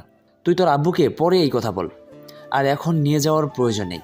আগে তুই গিয়ে দেখা করে আয়, আর কথা বলে আয় মায়ের আব্বু আম্মুর সাথে। তারপর যদি তারা বলে তোর আব্বুকে আম্মুকে নিয়ে আসতে, তারপর না হয় নিয়ে যাবি। আচ্ছা তাহলে তাই হবে, আমি গিয়ে কথা বলে আসি, পরে যদি সব ঠিক থাকে তাহলে আব্বুকে নিয়ে যাব। তাই কর। কিন্তু আরেকটা সমস্যা এইখানে, কি সমস্যা? আমার কাছে সেখানে যাওয়ার মতো টাকা নেই, আর পরার মতো আমার ভালো কিছুই নেই। না আছে ভালো প্যান্ট, না আছে শার্ট। আচ্ছা এই কথা তাহলে। হুম। আরে মন খারাপ করিস কেন? ভাড়ার চিন্তা করতে হবে না, আমি আগামীকাল যাব, আমার সাথে যাবি। আর ঢাকা আমার একটা চাচার দোকান আছে, শার্ট প্যান্ট ওখান থেকে নিয়ে দেব, তোর কাপড়ের চিন্তা করতে হবে না। তখন আমি জাহিদের দিকে তাকিয়ে বললাম, তুই আমায় অনেক সাহায্য করছিস দোস্ত। আমি জানি না এগুলো কি করে পরিশোধ করব। আমি একটা জব নিয়ে তোর সব টাকা পরিশোধ করে দিব। ধ্যাত, রাখ তো তোর বাজে কথা। বন্ধু হয়ে যদি সাহায্য করতে না পারি তাহলে কিসের বন্ধু? তুই বিপদে আছিস তাই তোর বিপদে আছি আমি। একদিন যদি আমি বিপদে পড়ি তাহলে সেদিন তুই থাকবি। আর তোর কাছে আমি টাকা চেয়েছি কখনো? আমি সবসময় তোর সাথে আছি, কিন্তু টাকা তো তোকে দেবই, সেটা বললেও না বললেও। আচ্ছা এই কথা এখন থাক, আগামীকাল কখন যাবে এটা বল। আগামীকাল সকালে যাব। আচ্ছা ঠিক আছে, তাহলে সকালে চলে আসিস রেডি হয়ে আমার বাসায়। আচ্ছা ঠিক আছে। আর একটা কথা, লিমাকে তুই ভালোবাসিস? ইয়ে মানে ভালোবাসি, কিন্তু বলতে ভয় করে। বুঝতে পারছি। আর একটা কথা কি জানিস, লিমাও তোকে ভালোবাসে, কিন্তু এই কথা বলতে তার নাকি ভয় করে। আমি বুঝতে পারছি যে লিমা কিছু একটা বলতে চাইছে, কিন্তু বলতে পারছে না। কিন্তু লিমা তো বললো তাকে নাকি অনুষ্ঠানের দিন তার ভালোবাসার কথা জানিয়ে দিবে। কিছু বলেনি তোকে? কিছু বলেনি তো, শুধু একবার হাত ধরেছিল আর আমার ঠোঁটের কাছে এসেছিল, কিন্তু তারপর দৌড়ে চলে গেছে। বোকা কোথাকার, তবুও তুই বুঝতে পারলি না যখন চলে গেছে তখন তুই গিয়ে হাতটা ধরে বলে ফেলতে ভালোবাসিস। আমার ভয় করছিল বলতে। শালা তোকে দিয়ে কোনো কাজ হবে না, চল তো, ভয় পেলে হবে না, আজ তোকে গিয়ে প্রপোজ করতে হবে। তখন জাহিদ কিছুটা ঘাবড়ে গিয়ে বলল, এখন না দোস্ত, পরে বলবো। পরে বলতে বলতে তাকে কেউ নিয়ে চলে যাবে, এখনই চল। কিন্তু আমার ভয় করছে। আমি কিছু বলতে যাব তখনই কেউ পিছন থেকে কাশি দিল। তাকিয়ে দেখি লিমা দাঁড়িয়ে আছে, হাতে একটা লাঠি নিয়ে দাঁড়িয়ে আছে। তখন আমি বললাম, এই দেখো, নাম নিতে না নিতে এসে হাজির। তোর আর কষ্ট করে যাওয়া লাগলো না, কিন্তু লাঠি নিয়ে আসলো কেন? তখন লিমা বলল, এসেছি, কিন্তু আজ এর হাড্ডি কুড্ডি সব ভাঙবো। তখন আমি অবাক হয়ে বললাম, কেন, কি হয়েছে? কত সাহস! আমি থাকতে বলে সে নাকি সিঙ্গেল, আজও প্রেম করে না। তখন জাহিদ বলে উঠল, মিথ্যে কথা, আমি কাউকে বলিনি। তখন লিমা এসে জাহিদের কলারে ধরে দুইটা বাড়ি মেরে বলল, আজ ফেসবুকে রং তোলে নামে আইডিতে কি বলেছিস? তখন জাহিদ চুপ করে রইল। তখন লিমা আবার যেই বাড়ি দিতে যাবে তখন আমি লাঠিটা লিমার হাত থেকে নিয়ে বললাম, আরে ভুলে বলে ফেলছে, তখন তো আর রিলেশন করেনি তোমার সাথে, তাই বলছে। কিন্তু তুমি কি করে জানলে? আমি জানবো না তো কে জানবে আইডি আমার? ও এই কথা। অনেক দিন ঘুরিয়েছি এর পিছনে, জানে আমি ভালোবাসি, তবুও ঘুরিয়েছে না বলে।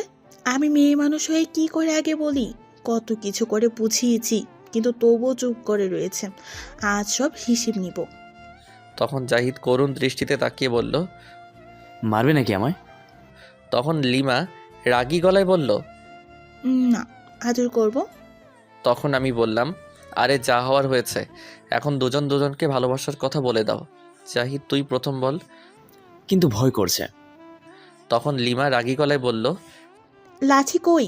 আমার দাও তো, এর ভয় আমি বের করছি। জাহিদ এটা শুনে ভয়ে চোখ বন্ধ করে হাঁটু গেড়ে পাশে একটা গ্লাস ছিল সেটা সামনে এগিয়ে দিয়ে বলল, ও গামা সুন্দরী, রাগী তো দেখছি কম হওনি, রাগটা একটু কম করো। বউ হয়ে আমার কাছে আসো, কথা দিলাম সারা জীবন বউকে জড়িয়ে রাখবো, তোমায় কষ্ট পেতে দেব না। তুমি হবে কি আমার আব্বু আম্মুর বৌমা। তখন লিমা গ্লাসটা হাতে নিয়ে বলল, হবে না মানে? আমি তো আজই রাজি আছি, ডাকো এখন চাইলে কাজী। তারপর দুজন দুজনকে জড়িয়ে ধরল। তখন আমি বললাম, তাহলে দুজনের প্রেম চলতে থাকুক, আমি যাচ্ছি, পরে আসবো আবার, ততক্ষণ আমার বন্ধুকে সামলে রাখো লিমা। ঠিক আছে। তখন আমি লাঠি নিয়ে আমার বাসার উদ্দেশ্যে রওনা দিলাম। কিছুক্ষণ পর বাসায় চলে আসলাম। এসে দেখি আব্বু বাহিরে বসে আছে। তখন আমি আব্বুর কাছে গিয়ে বললাম, আব্বু একটা কথা বলার ছিল। কি বলবি বল। আমি আগামীকাল একটু ঢাকা যাব জাহিদের সাথে। ঠিক আছে, তা না হয় যাবি, কিন্তু বাবা আমার কাছে তো বেশি টাকা নেই, 100 মতো আছে, তা দিয়ে কি হবে তোর? টাকা লাগবে না আব্বু, জাহিদ সব খরচ দিবে, আমার কোনো টাকা লাগবে না। ঠিক আছে, যাস।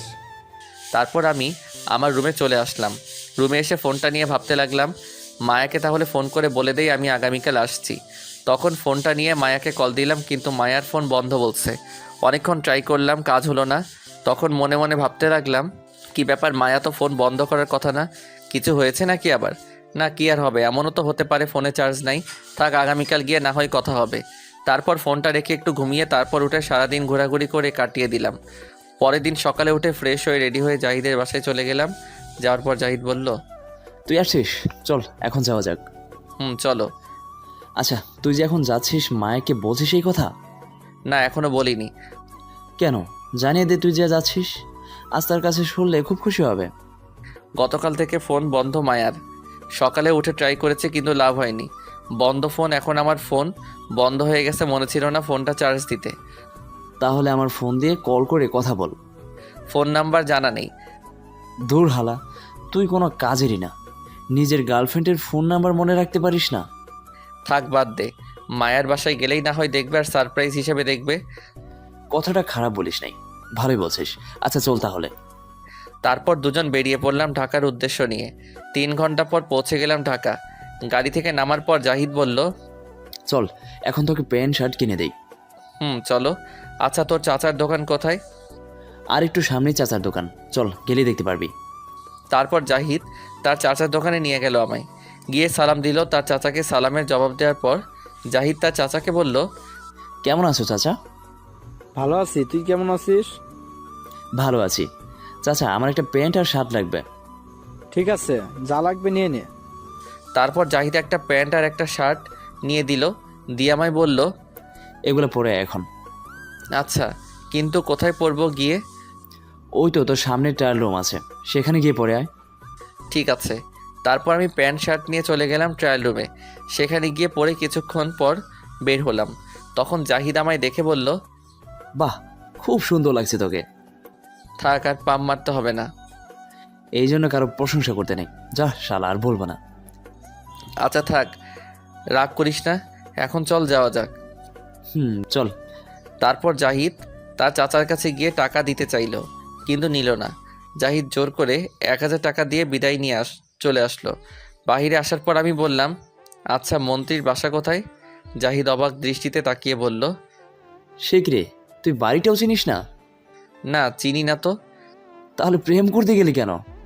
ফোন নাম্বার নাই, বাসার ঠিকানা নাই, কিচ্ছু জানা নাই। আরে আমি কি এইগুলো জিজ্ঞেস করেছি নাকি? কথা হলো সেদিন, প্রেম হলো 2 দিন, ঠিকানা নিব কোন দিন তাহলে? বুঝতে পারছি, চল আমি তোকে নিয়ে যাচ্ছি মন্ত্রীর বাসার উত্তরা। আচ্ছা চলো। তারপর 2 জন মিলে একটা গাড়ি নিয়ে মন্ত্রীর বাসার উদ্দেশ্য করে যেতে লাগলাম। কিছুক্ষণ পর চলে গেলাম গাড়ি থেকে নেমে। আমি বললাম, আচ্ছা দোস্ত, আমরা তো মন্ত্রীর বাসায় যাচ্ছি, তাহলে খালি হাতে কেন যাচ্ছি? কারো বাসায় গেলে তো কিছু নিয়ে যেতে হয়। তখন জাহিদ তার মাথায় হাত দিয়ে বলল, একদম ভুলে গেছি, তুই ভালো কথা মনে করে দিলি, চল কিছু ফল কিনে নিয়ে আসি। তারপর কিছুটা সামনে গিয়ে একটা ফলের দোকান থেকে কিছু ফল নিয়ে নিলাম, নিয়ে মন্ত্রীর বাসায় যেতে লাগলাম।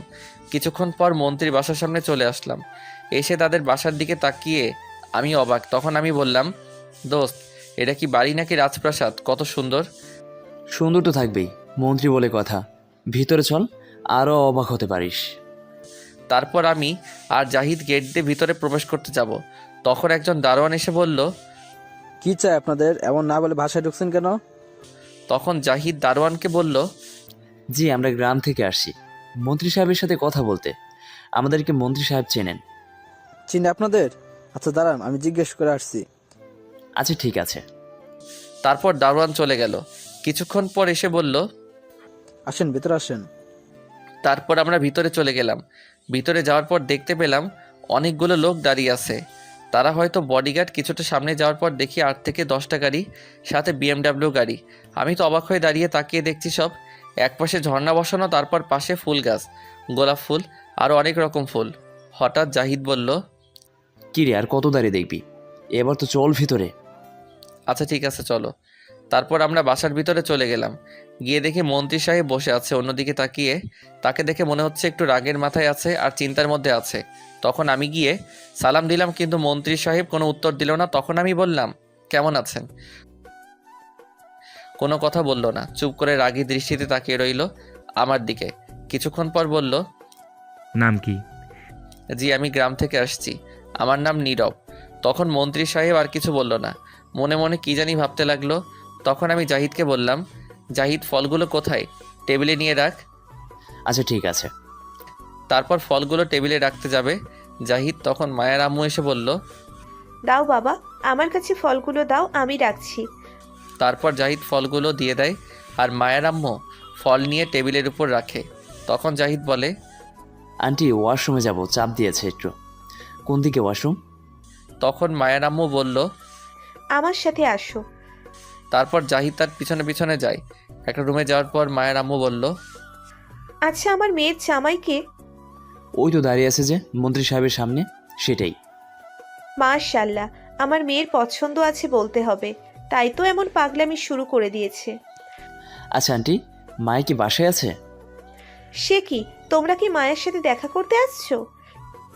নীরব আসছে আপনাদের সাথে কথা বলতে, আর মায়ের সাথে কথা বলতে। কিন্তু মায়া তো গতকাল রাতে পালিয়ে গেছে তার কাছে, বলল গ্রামে চলে যাবে, আর আমি পালিয়ে যেতে সাহায্য করেছি। মায়ার আব্বু এই সম্পর্কে অমত। তখন জাহিদ অবাক হয়ে বলল, কি বলছেন আন্টি? মায়া তো এখনো যায়নি। কি, যায়নি? গ্রামে গেলে অবশ্যই দেখতাম তাকে, যায়নি। তোমরা বড্ড বড় ভুল করেছো আজ এসে, নিশ্চয়ই কিছু একটা হবে তোমাদের উপর। জাহিদ ভয়ে চুপ করে রইল মায়ার আম্মুর কথা শুনে। তখন মায়ার আম্মু আবার বলল, মায়া পালিয়ে গেছে বলে আমায় অনেক মেরেছে, আর ইতিমধ্যেই পুলিশকে খোঁজার দায়িত্ব দেওয়া হয়েছে মায়াকে যেখান থেকে পায় তুলে নিয়ে আসতে। মায়ার আব্বু একদম রাজি না এই সম্পর্কে। তখন জাহিদ মায়ার আম্মুকে বলল, আচ্ছা আন্টি, কেন রাজি না? নীরব গ্রামের গরিব ছেলে বলে? সেটা তো আছেই, তার পিছনে আরও একটা কারণ আছে যেটা আমি জানতাম না, গতকাল রাতে শুনতে পেলাম। কি কারণ আন্টি সেটা? মায়ার আব্বু মন্ত্রী পদে আসার আগে নাকি একজনের সাথে হাত মিলিয়েছে মন্ত্রী হবে বলে, আর সেই লোকটা মায়ার আব্বুকে মন্ত্রী বানিয়ে দিবে বলেছে, কিন্তু তার বিনিময়ে মায়াকে তার ছেলের সাথে বিয়ে দিতে হবে এই শর্ত দিয়েছিল। আর মায়ার আব্বু তখন রাজি হয়ে যায় সে মন্ত্রী হবে বলে, তারপর মন্ত্রী করে দিয়েছে। এখন তার বিনিময়ে মায়াকে তার ছেলের সঙ্গে বিয়ে দিতে হবে, আর এই জন্যে রাজি হচ্ছে না। আচ্ছা আন্টি, ছেলেটাকে আর সেই লোকটাকে আপনি জানেন? আমি সঠিক বলতে পারছি না কে, তবে আমি মায়ার আব্বুর পার্সোনাল গার্ডের কাছে শুনেছি, আর গার্ড সবশেষে এটাই বলেছে ছেলেটা নাকি সারাদিন নেশায় থাকে আর অনেক মেয়ে নিয়ে রাত কাটায় হোটেলে। কি বলছেন আন্টি? তাই তো আমি মায়াকে পাঠিয়ে দিয়েছি যাতে গ্রামে চলে যায়, আর এই জন্য আমায় মেরেছে। আর সেই গার্ডকে কি করেছে এটা আমি জানি না। আর এখন তুমি বললে মায়া যায়নি, তাহলে আমার মেয়েটা কোথায় এখন? চিন্তা করবেন না আন্টি, মা যেহেতু নীরবকে ভালোবাসে তাহলে নিশ্চয়ই গ্রামে যাবে। তাই যেন হয়। আচ্ছা আন্টি, আমরা এখন কি করব? দেখো, কোনো মতে বুদ্ধি খাটিয়ে পালিয়ে যেতে পারো কিনা। যত তাড়াতাড়ি পারো পালিয়ে যাও। তোমার বেশি কিছু না হলেও নীরবকে অবশ্যই কিছু করবে, এমনকি মেরে ফেলতেও পারে। জলদি যাও। আচ্ছা ঠিক আছে। এই বলে জাহিদ চলে আসতে যাবে। তখন মায়ার আম্মু আবার বলল, এ কি বাবা, তুমি না ওয়াশরুমে যাবে? ওয়াশরুম এই দিকে, চলে যাচ্ছ কেন? তখন জাহিদ দৌড়ে আগে ওয়াশরুমে গেল। কিছুক্ষণ পর বের হয়ে দৌড়ে নিচে গেল। আর এদিকে আমি অনেকক্ষণ দাঁড়িয়ে থেকে কোনো উত্তর পেলাম না মায়ার আব্বুর কাছ থেকে। কিন্তু মায়ার আব্বু মনে হচ্ছে কারোর সাথে চ্যাট করছে। তার কিছুক্ষণ পর মায়ার আব্বু একটা হাসি দিয়ে আমায় বলল, চলো আমার সাথে। তখন আমি বললাম, কোথায় যাব? গেলেই দেখতে পারবে, কথা না বলে সোজা চলো। এই বলে মায়ার আব্বু যেতে লাগলো। তখন আমিও যেতে লাগলাম তার পিছনে। হঠাৎ জাহিদ পিছন থেকে আমার হাতে ধরে বলল, দাঁড়া, যাস না, আমার কথা শোন আগে। এখন কথা বলার সময় নাই, চল আগে শুনে আসি মায়ার আব্বু কি বলে। আমায় যেতে বলেছে তার সাথে। আরে আগে আমার কথাটা শোন। না, এখন কিচ্ছু শুনবো না, চল। তখনই মায়ার আব্বু পিছন ফিরে বলল, কি হলো, দাঁড়িয়ে আছো কেন, আসো। আসছি। এই বলে জাহিদকে টেনে নিয়ে যেতে লাগলাম। তারপর মায়ার আব্বু তাদের বাসার পিছনের দিকে আমাদেরকে নিয়ে গেল। যাওয়ার পর দেখতে পেলাম সেখানে একটা ঘর, পুরনো, মনে হচ্ছে এই ঘরে দারোয়ান থাকে। তখন আমি ঘরের দিকে লক্ষ্য করলাম। আমার কাছে মনে হলো কেউ আছে এই ঘরে। আমাদের নিয়ে ঘরে যাওয়ার পর দেখতে পেলাম তখন সেখানে 8 থেকে 10 জন লোক দাঁড়িয়ে আছে। আমি তো দেখে অবাক। তখন মায়ের আব্বু বলল, এরা আমারই লোক, এদের আমি সহজে ডাকি না, কিন্তু আজ একটা কাজে ডাকতে হলো। কেন, কি হয়েছে আজ যার কারণে ডাকতে হলো? সেটা একটু পরে জানতে পারবে, এখন এদিকে আসো। তখন আমি কাছে গেলাম। যাওয়ার পর মায়ার আব্বু রাগী গলায় বলল, আমার মেয়েকে তো ভালোই তোর প্রেমের জালে ফাঁসিয়েছিস। তখন আমি অবাক হয়ে গেলাম তার হঠাৎ এমন ব্যবহার দেখে, আর বললাম, কি বলছেন এইগুলো? প্রেমের জালে ফাঁসিয়েছি মানে? কি সত্যি কথা বললাম বলে অবাক হলি? তোদের মতো ছেলেকে আমার ভালো করে চেনা আছে। আপনি ভুল ভাবছেন, আমি কিন্তু সত্যিই মায়াকে ভালোবাসি। তখন জাহিদ বলল, আঙ্কেল সত্যি নীরব মায়াকে অনেক ভালোবাসে। তুই চুপ কর, তোকে কথা বলতে বলিনি। সত্যি ভালোবাসিস না মিথ্যা তা আমি জানি। কি ভাবছিস আমি বুঝতে পারবো না তোর মতলব কি? তোদের মতো গরিব ভিখারিকে চেনা আছে তিলে তিলে। দেখুন আমরা গরিব, তাই বলে ভিখারি বলে গালি দিবেন না। হয়তো আপনার মতো এত বড় বাড়ি গাড়ি টাকা পাওয়ার নেই, কিন্তু আপনার চেয়ে বেশি ভালোবাসা এই গরিবের আছে, যেটা আপনার নেই। ভালোবাসা দিয়ে কি হবে? টাকাই সব। তোদের ভিখারি বলবো না তো কি বলবো? তোরা তো মনে হয় 3 বেলা ঠিক মতো খেতে পারিস না, আবার আমার মেয়েকে নিয়ে প্রেমের জালে ফাঁসিয়েছিস। নিয়ে খাওয়াবে কে তোর বাবা? আপনি কিন্তু মুখের ভাষা খারাপ করছেন। বাবা মাকে এখানে টানছেন কেন? তোদের মতো ভিখারির জন্য এই বাসায় ঠিক আছে। কি ভাবছিস তুই আমার মেয়েকে তোর প্রেমের জালে ফাঁসিয়ে সব কিছু আমার কাছ থেকে নিয়ে যাবি? তা আমি কোনো দিন হতে দেব না। আর তুই ভাবলি কি করে তোদের মতো ছোট লোকের ঘরে আমার মেয়েকে দেব? আপনাকে আবারও বলছি, ভদ্রভাবে কথা বলুন। আর কি বললেন? আমি আপনার মেয়েকে প্রেমের জালে ফাঁসিয়েছি? আপনার মেয়ে উল্টো আমায় জোর করে ভালোবাসা নিয়েছে। আমি রাজি হতে চাইনি, আপনার মেয়ে রাজি করিয়েছে। আমি রাজি হতে কেন চাইনি জানেন? কারণ আমাদের সাথে যায় না আপনাদের, তাই রাজি হতে চাইনি। কিন্তু মায়ার ভালোবাসার কাছে হেরে গিয়ে রাজি হয়েছি। আর কি জানি বললেন, আপনার সব কিছু নেওয়ার জন্য আমি প্রেমের জালে ফাঁসিয়েছি। আমরা যদি না খেয়েও মরি, তবুও অন্যের কাছে গিয়ে হাত পেতে চাই না। আমার মেয়ে যেহেতু জোর করেছে, তাহলে বল আমার মেয়ের জীবন থেকে সরে যেতে কত টাকা নিবি বল? টাকার অহংকার দেখাচ্ছেন? অহংকার তো দেখাতেই পারেন। এত বড় একজন ব্যক্তি, মন্ত্রী এই দেশের, তা অহংকার তো থাকবেই। অহংকারের কথা বলছিস তো? আমি অহংকারী। এখন বল কত টাকা নিবি? আমার মেয়ের জীবন থেকে চলে যেতে যত টাকা চাইবি তত দিব। টাকা নিয়ে ভালোবাসার মানুষটিকে ছেড়ে দিব? আমি এমন ছেলে নই। যদি টাকা নিয়ে ভালোবাসার মানুষটিকে ছেড়ে দেই, তাহলে আমার ভালোবাসাকে অসম্মান করা হবে। ভালোবেসেছি টাকার জন্য নয়, সারা জীবন তার সাথে থাকার জন্য, ছেড়ে চলে যেতে নয়। দেখ তোকে ভালো করে বলছি, আমার মেয়ের জীবন থেকে চলে যা, নয়তো তোর অবস্থা খুব খারাপ হবে। ভালোবেসেছি, ভালোবাসবো, তবু তাকে ছেড়ে যাব না। তোকে শেষবারের মতো বলছি, যত টাকা লাগে আমি দেব, আমার মেয়ের জীবন থেকে সরে যা। সেটা কখনো সম্ভব নয়। তখন মায়ার আব্বু রেগে তার লোকগুলোকে বলল, তোরা দাঁড়িয়ে দেখছিস কি? একে এমন করে মার যাতে বেঁচে না থাকে। তখন সেখান থেকে একটা লোক বলল, ঠিক আছে স্যার। এটা বলে আমায় মারতে লাগলো। তখন জাহিদ বলল, আঙ্কেল প্লিজ নীরবকে মারবেন না, ওর আব্বু আম্মু তাহলে বাঁচতে পারবে না। তখন মায়ার আব্বু বলল, কে বাঁচবে কে মরবে তা আমার দেখার দরকার নেই। কোথায় তোরা? এটা কেউ মেরে ফেল। তখন কিছু লোক গিয়ে জাহিদকে মারতে লাগলো। তখন মায়ের আব্বু কাউকে ফোন দিয়ে বলল, বেই সব রাস্তা ক্লিয়ার। এখন মায়াকে আপনার ছেলের সাথে বিয়ে দেওয়ার আর বাধা কেউ হবে না। ও পাশে থেকে কি বলল শুনতে পাইনি। তখন মায়ার আব্বু হাসতে হাসতে কথা বলে চলে গেল।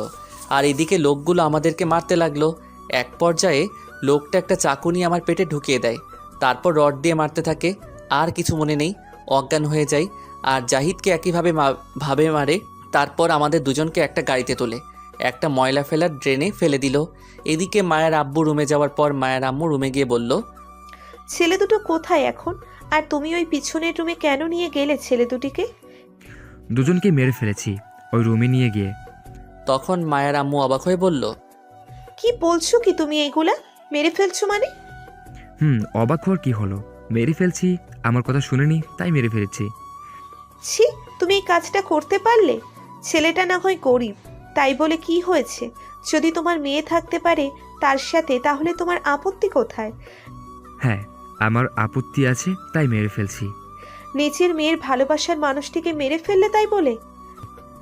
এখন চুপ করো, এখন নয়তো তোমাকে মারতে বাধ্য হব।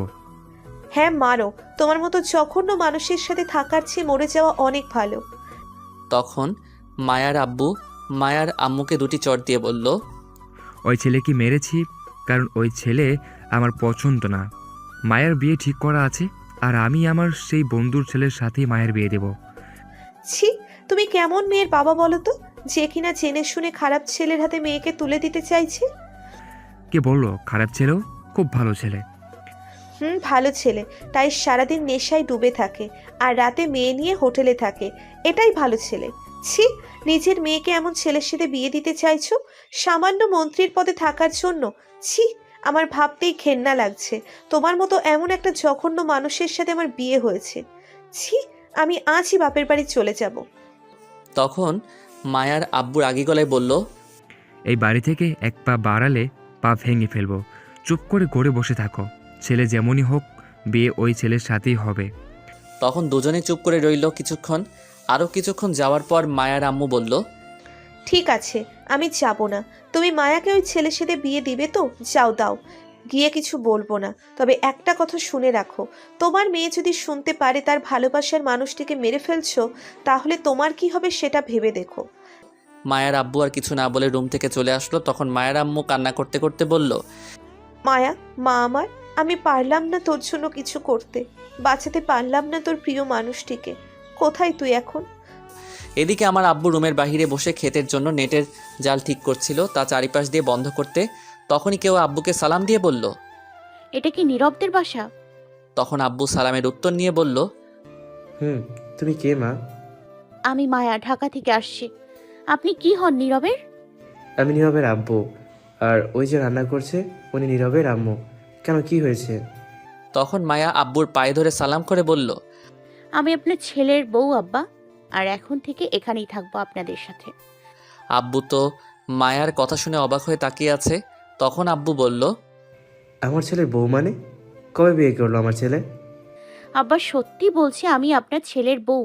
কেন বলেনি আপনাকে আপনার ছেলের কিছুদিন আগে বিয়ে হয়েছে? কই না তো, কিছু বলেনি তো, শয়তান ছেলে। তাহলে ডাকুন, বলে দেবে এক্ষুনি।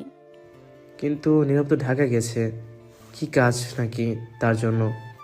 আসলে আব্বা কোনো কাজে না আমায় নিয়ে আসতে গেছে, আপনাকে মিথ্যে কথা বলে। কি এত বড় মিথ্যা কথা? কই গো নীরবের আম্মু, জলদি এদিকে আসো। তখন আম্মু বলল, একটু পর আসছি। একটু পর না, এখনই আসো। ইস, রান্না করতে বসেও শান্তি নেই তোমার জন্য। আসো আর দেখো। তখন আম্মু এসে দেখলো একটা মেয়ে দাঁড়িয়ে আছে। তখন আম্মু জিজ্ঞেস করলো, তুমি কে মা?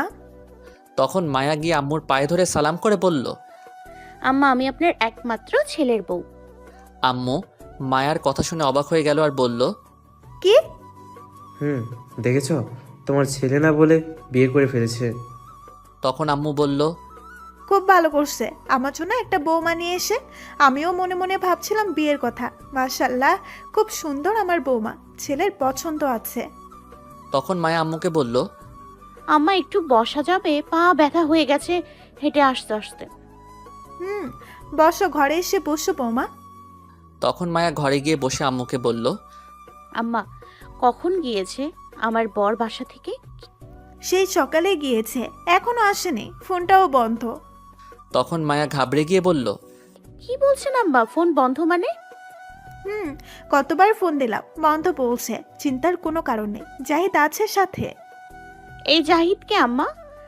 নীরবের বন্ধু, আমাদের এখানেই বাসা। জাহিদ ভাইয়ের ফোন নাম্বার আছে মা?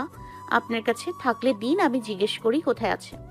আমার কাছে নেই, নীরবের আব্বুর কাছে আছে। তুমি বসো, আমি নীরবের আব্বুর ফোন নিয়ে আসছি, তুমি কল দিয়ে জিজ্ঞাসা করো। আচ্ছা ঠিক আছে।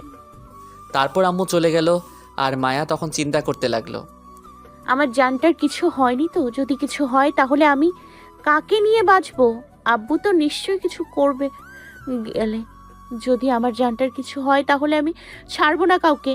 কিছুক্ষণ পর আব্বুর কাছ থেকে ফোন নিয়ে আসলো, এসে মায়ের কাছে ফোন দিয়ে বলল, নাও মা, কল দাও। আর একটা কথা, তোমাকে না নিয়ে আসতে গেছে, তুমি তাহলে আগেই আসলে কেন? আসলে মা, আমি মনে করছি আজ আমায় নিয়ে আসতে যাবে না, আর আমি চাইছিলাম না তার কষ্ট হোক, তাই আমি নিজে চলে আসছি। আচ্ছা, ভালো করছো এসে, কিন্তু একটা ফোন করে আসতে তো পারতে। আমার ফোন নষ্ট হয়ে গেছে মা, তাই বলতে পারিনি। আচ্ছা ঠিক আছে, আর তুমি কোথায় থাকো জানি বললে মা? আর তোমার আব্বু কি করে, তারা রাজি আছে তো? তখন মায়া মনে মনে ভাবতে লাগলো, এখন আসল পরিচয় দেয়া যাবে না, তাহলে কিছু একটা হতে পারে। আগে জানটা আসুক, তারপর যদি বলে তাহলে আসল পরিচয় দিয়ে দিব। এখন মিথ্যে বলে দেই। তখন মায়ার চুপ করে থাকা দেখে আম্মু আবার বলল, কি হলো মা, বলো। আসলে আম্মা, আমার এই পৃথিবীতে কেউ নেই। ছোটবেলায় মা বাবা মারা গেছে, তারপর থেকে একটা আন্টির কাছে বড় হয়েছে। এই বলে মায়া কান্না করে দিল। তখন আম্মু চোখের পানি মুছে দিয়ে বলল, কে বললো তোমার আব্বু আম্মু নেই? আমরা আছি তো, আর কান্না করবে না। মা, আর কান্না করব না, আমি আম্মু আব্বু পেয়ে গেছি। আচ্ছা মা, তুমি এই গরিবের ঘরে থাকতে পারবে, এই ভাঙা ঘরে? কেন পারবো না মা? তুমি তো শহরের মেয়ে, তাই বললাম। শহরের মেয়ে বলে কি হয়েছে, আমি আমার মায়ের সাথেই ভাঙা ঘরেই থাকতে পারবো। আচ্ছা তুমি বসো, আমি রান্নাঘর থেকে আসছি। ঠিক আছে মা। তখন আম্মু চলে গেল আর মায়া তখন জাহিদকে ফোন দিল। কিন্তু ফোন দেওয়ার পর মায়া শুনতে পেল ফোনটা বন্ধ। তখন মায়া একটু ভয় পেয়ে গেল। তখন আবার ফোন করতে লাগলো, কিন্তু ফোনটা বারবার বন্ধ বলছে।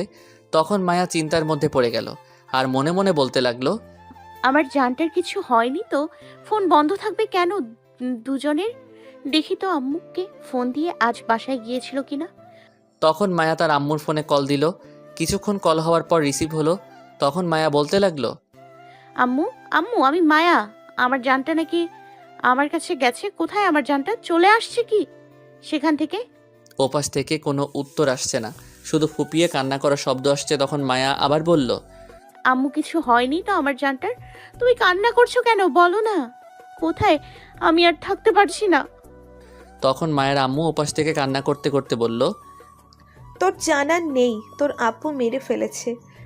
মায়া এটা শুনেই সাথে সাথে চিৎকার দিয়ে অজ্ঞান হয়ে গেল। আম্মু মায়ার এমন চিৎকার শুনে দৌড়ে রান্নাঘর থেকে এসে দেখে মায়া অজ্ঞান হয়ে পড়ে আছে মাটিতে। তখন আম্মু দৌড়ে গিয়ে আব্বুকে ডাকলো। তখন আব্বু এসে দেখলো মায়া অজ্ঞান হয়ে পড়ে আছে। তখন আব্বু গিয়ে আমাদের গ্রামের ডাক্তারকে নিয়ে আসলো বাসায়, কারণ গ্রাম থেকে হাসপাতাল অনেক দূরে, তাই গ্রামের ডাক্তার নিয়ে আসলো। ডাক্তার এসে মায়াকে দেখে কিছুক্ষণ অবাক হয়ে তাকিয়ে রইল।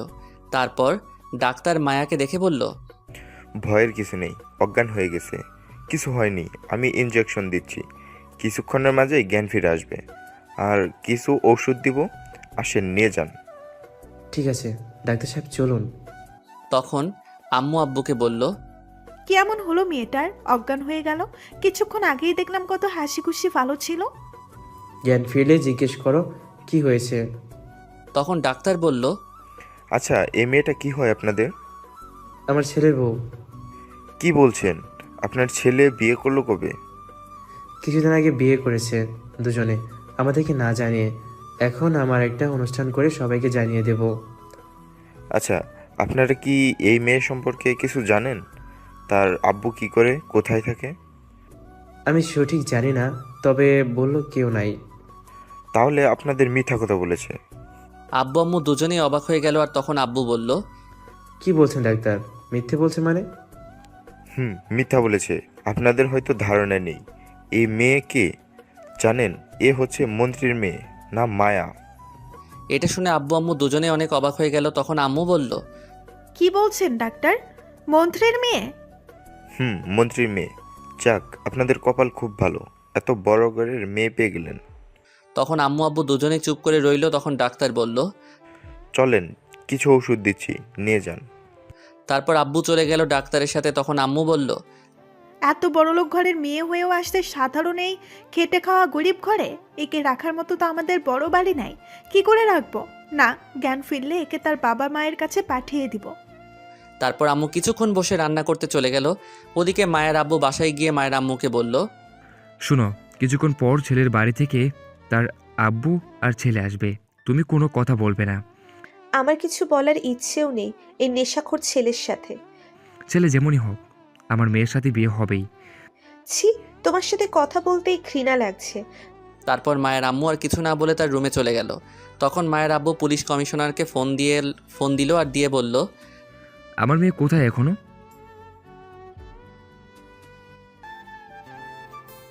তাই যেন হয়, ফোন রাখছি। তারপর ফোন কেটে মায়ের আব্বু তার লোকজনকে ফোন দিল আসার জন্য। কিছুক্ষণ পর তার লোক চলে আসলো। তখন মায়ের আব্বু জিজ্ঞেস করলো, ছেলে দুইটাকে একেবারে মেরে ফেলেছিস তো?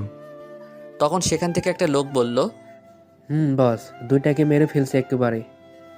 বেঁচে থাকার সম্ভাবনা আছে কি? বেঁচে থাকার সম্ভাবনা নেই, কিন্তু যদি থেকেও থাকে তবু বাঁচতে পারবে না। কোথায় ফেলে আসছিস দুটাকে? ময়লা ড্রেনে ফেলে আসছি, যেখানে মানুষ তো দূরে যাওয়ার কথা, একটা কুকুর বেড়াল পর্যন্ত যায় না। গুড, খুব ভালো কাজ করেছিস। মায়া আসলে শুধু একটা পত্রিকার মাঝে ছাপিয়ে মৃত বললেই হবে। আপনার বুদ্ধি আছে বস। এই নে 1 কোটি টাকা, আগামীকাল ব্যাংক থেকে তুলে নিস। ঠিক আছে বস, তাহলে আমরা যাই। ঠিক আছে, যা। তারপর লোকগুলো চলে গেল। তখন মায়ের আব্বু উঠে তার রুমে যাবে, তখন পিছন থেকে কেউ তাকে ডাকলো। মায়ের আব্বু তাকে দেখলো, ছেলে আর তার আব্বু আসছে। তখন মায়ের আব্বু গিয়ে হাত মিলিয়ে বলল, আরে সুমন সাহেব, ও এখন তো বিয়ে হয়ে গেছি আমরা। তা বিয়ে সাহেব কেমন আছেন? এই তো ভালো আছি। আর আপনি কেমন আছেন বিআই? আমি ভালো আছি। তা জামাই বাবা কেমন আছো তুমি? ও, আপনাদের তো ছেলের নাম বলা হয়নি। ছেলের নাম হচ্ছে আবির হাসান। ভালো আছি, আপনি কেমন আছেন? ভালো আছি, চলো বসে কথা বলি। চলুন এখন তাহলে সুমন সাহেবের পরিচয় দেই। সুমন সাহেব একসময় মন্ত্রী ছিলেন। খুব পাওয়ার ছিল তার, তাকে কেউ কিছু বলতে পারতো না, কারণ রাজনৈতিকের পাশাপাশি মানুষ মেরে ফেলতো, তাই তাকে ভয় পেত সবাই বেশি। যখনই দেশের প্রধানমন্ত্রী পরিবর্তন হয় তখন তাকে মন্ত্রী থেকে নামিয়ে দেওয়া হয়, কারণ জনগণ তাকে আর চায়নি, আন্দোলন করতে শুরু করে, তাই তাকে বাধ্য হয়ে নামিয়ে দেওয়া হয়। সুমন সাহেবের 2টি ছেলে, ছোট ছেলের নাম আরমান, ছোট ছেলে বর্তমানে জেল খাটছে 10 বছরের জন্য, কারণ 2টি মেয়েকে রেপ করে মেরে ফেলেছে, তাই তাকে 10 বছরের জেল দিয়েছে। আর আবির তার বড় ছেলে সারাদিন নেশার মাঝে পড়ে থাকে, রাতে মেয়ে নিয়ে হোটেলে এনজয় করে। সুমন সাহেবের স্ত্রী মারা গেছে অনেক আগে হার্ট অ্যাটাক করে, তারপর আর সে বিয়ে করেনি। সুমন সাহেব যখন মন্ত্রীর পদ থেকে সরে আসে তারপর থেকে তার একটু পাওয়ার কমে গেছে, তবুও এখনও অনেক বড় বড় নেতা তাকে ভয় পায়। মায়ার আব্বু ছিল এমপি, তার খুব শখ ছিল সে মন্ত্রী হবে, তাই সে সুমন সাহেবের সাহায্য নিয়ে মন্ত্রী হয়, কারণ এখনও সুমন সাহেব বড় বড় নেতাদের যা বলে তাই করে, আর মন্ত্রী করে দেওয়ার বিনিময়ে মায়াকে চায় তার বড় ছেলের বউ হিসেবে। তখন মায়ার আব্বু মন্ত্রী হওয়ার জন্য কথা দেয় মায়াকে তার ছেলের সাথে বিয়ে দিবে যদি সে মন্ত্রী হতে পারে। তারপর মায়ার আব্বু মন্ত্রী হওয়ার সকল সাহায্য করেছে, অবশেষে মায়ার আব্বু মন্ত্রী হয়ে গেছে, তাই তার কথা অনুযায়ী মায়াকে তার ছেলের সাথে বিয়ে দিবে। এখন গল্পে ফেরা যাক। তারপর সবাই বসে পড়ল সোফায়। তখন মায়ার আব্বু তাদের কাজের লোককে বলে কিছু নিয়ে আসতে, তারপর কাজের লোক গিয়ে ফল, মিষ্টি, দই ইত্যাদি এইগুলো দিয়ে যায়। তখন সুমন সাহেব বলে, মায়াকে পাওয়া গেছে? আগামীকালের মধ্যে বলল খুঁজে নিয়ে আসবে। তাহলে আর চিন্তা কিসের? আমরা 2 দিন পর না হয়ে এসে বিয়ের দিন তারিখ ঠিক করব। আমিও তাই ভাবছিলাম। রিয়ান সাহেব কোথায়? রুমে শুয়ে আছে, বলল মাথা ব্যথা করছে মনে হয়, ঘুমিয়ে আছে। ডাকবো? না, ডাকার দরকার নেই, ঘুমিয়ে থাকুন। তারপর সবাই মিলে আরও কিছুক্ষণ কথা বলে চলে গেল। যাওয়ার পর মায়ার আব্বু বসে বসে টিভি দেখতে লাগলো। রাতে মায়ার আব্বু আর আম্মু খাবার খেয়ে ঘুমিয়ে পড়ল। এদিকে মায়ার এখনও জ্ঞান ফিরেনি। আব্বু আম্মু চিন্তার মধ্যে পড়ে গেল, ডাক্তারকে ফোন করে সব বলল। তখন ডাক্তার বলল একটু সময় লাগবে, তার শরীরে অনেক দুর্বল, তাই জ্ঞান ফিরতে লেট হবে। তারপর আব্বু আম্মু না খেয়ে শুয়ে পড়ল। মায়ার জ্ঞান ফিরল। মাঝরাতে মায়া তাকিয়ে দেখল আম্মু তার পাশে শুয়ে আছে, আব্বু নেই। তখন মায়া উঠে কান্না করতে লাগলো। মায়ার কান্না শুনে আম্মুর ঘুমটা ভেঙে গেল। তখন ঘুম থেকে উঠে বলল, কি হয়েছে মা, তুমি কাঁদছো কেন? কি হয়েছে? মায়া কান্না করতে করতে বলল, মা, আমরা জানটা। এই বলে আবারও কান্নায় ভেঙে পড়ল। তখন আম্মু বলল, মারে কাঁদিস না, তুই বল কি হয়েছে, আমায় বল। কিন্তু মায়া কান্না করতে লাগলো। কি করে বলবে? সে তার জানটা আর নেই এই পৃথিবীতে, কান্নার কারণে কিছুই বলতে পারছে না। কিছুক্ষণ পর আম্মু বলল, এইভাবে কান্না না করে আমায় বল কি হয়েছে, আর যদি না বলিস তাহলে কান্না না করে সমাধান কর। তখন মায়া মনে মনে বলল, কি করে এখন তোমাকে বোঝাবো? তখন আম্মু বলল। মারে কাঁদিস না, বল আমায় কি হয়েছে বল। তখন মায়া একটু কান্না থামিয়ে বলল। কি করে থাকবো এখন আমি মা? তাকে ছাড়া একটা মুহূর্ত থাকতে পারবো না। তোর কথার কিছুই বুঝি না, ভালো করে বল। মায়া যখনই বলতে যাবে কিন্তু কিছু একটা ভেবে থেমে গেল আর মনে মনে ভাবতে লাগলো। না, এখন বলা ঠিক হবে না। আমার জান আমায় ছেড়ে চলে যেতে পারে না। আমি বিশ্বাস করি না আমায় ছেড়ে চলে গেছে। নিশ্চয়ই আটকে রাখছে আব্বু। আমি আব্বুকে ছাড়বো না, এক্ষুনি যাব। তখন আম্মু বলল। কি রে বল, কি হয়েছে? তখন মায়া কষ্টগুলো লুকিয়ে কান্নাগুলো চাপা দিয়ে ফুপিয়ে ফুপিয়ে বলল। মা, আমার বর নাকি জেলে আছে। কি বলিস কি মা, তুই এটা হতে পারে না। কি করেছে আমার ছেলে? কিছু করেনি। যে গাড়ি দিয়ে গিয়েছে সে গাড়িতে ড্রাগস পাওয়া গেছে, তাই সবাইকে জেলে নিয়ে গেছে। কিসের ড্রাগস? এটা কি সেই ডাব সাবান যেটা শরীরে দেয়? আরে না, এটা সাবান না, তুমি বুঝতে পারবে না। এটা একটা নেশা জাতীয় দ্রব্য। এখন আমার ছেলের কি হবে? আমি আছি, আমি গিয়ে নিয়ে আসছি। তুমি চিন্তা করবে না, আমি খুব তাড়াতাড়ি নিয়ে আসবো। আচ্ছা, একটা সত্যি কথা বলবি মা? কি বলো মা? তুই কে? এটা সত্যি কথা বলবি? সত্যি কথা বললে আমায় ঘর থেকে বের করে দেবে না তো? তুই বল আগে। তুমি বলো আগে, ঘর থেকে বের করে দেবে না তো? আচ্ছা ঠিক আছে বল। আমি মন্ত্রীর মেয়ে। তাহলে তুই মায়ের কাছে মিথ্যা কথা বললি কেন? ভয় হচ্ছিল যদি তুমি মেনে না নাও, তাই বলছি। সবাই রাজি আছে। আমি রাজি করিয়ে নিব। থাকতে পারবি এই ভাঙা গরিব ঘরে? থাকতে পারবো। তোমরা যেখানে রাখবে থাকবো, যা খেতে দেবে খাবো, কিন্তু আমার বরটাকে দিও। ঠিক আছে, পাগড়ি মেয়ে কোথাকার? আম্মু, আমি এক্ষুনি চলে যাব। এত রাতে? সকালে যাস? ওই তো আজান দিচ্ছে, কিচ্ছু হবে না। আমি গিয়ে আমার বরটাকে নিয়ে আসছি। তুই সকালে যাবি, এত রাতে যাওয়ার দরকার নেই। ঠিক আছে, আর কিছুক্ষণ পর তাহলে যাই। পাগল হয়ে গেছে। আচ্ছা ঠিক আছে, যাস, এখন শুয়ে থাক। তুমি শুয়ে থাকো, আমি আর ঘুমাবো না। তখন আম্মু শুয়ে পড়লো আর মায়া মনে মনে বলতে লাগলো। কি করে ঘুমাবো? ভিতরে সব পুড়ে যাচ্ছে, পারছি না চিৎকার করে কাঁদতে। কিছুক্ষণ পর মায়া বেরিয়ে পড়লো রুম থেকে, নিজেকে সামলে রাখতে পারছে না বলে। কিছুটা দূরে গিয়ে মায়া হাঁটু গেড়ে বসে চিৎকার করে কাঁদতে লাগলো আর বলতে লাগলো। আল্লাহ, তুমি কেন আমার সাথে এমন করছো? কি করেছি আমি? কেন কষ্ট দিচ্ছ আমায়? আমি তাকে ভালোবেসে সারা জীবন থাকতে চেয়েছিলাম একসাথে, আর তুমি আমায় রেখে আমার জানটাকে কেড়ে নিয়ে যাচ্ছ। আমি তাকে ছাড়া একটি মুহূর্তের জন্য থাকতে পারবো না। অনেক ভালোবাসি। এই বলে মায়া চিৎকার করে কান্না করতে লাগলো।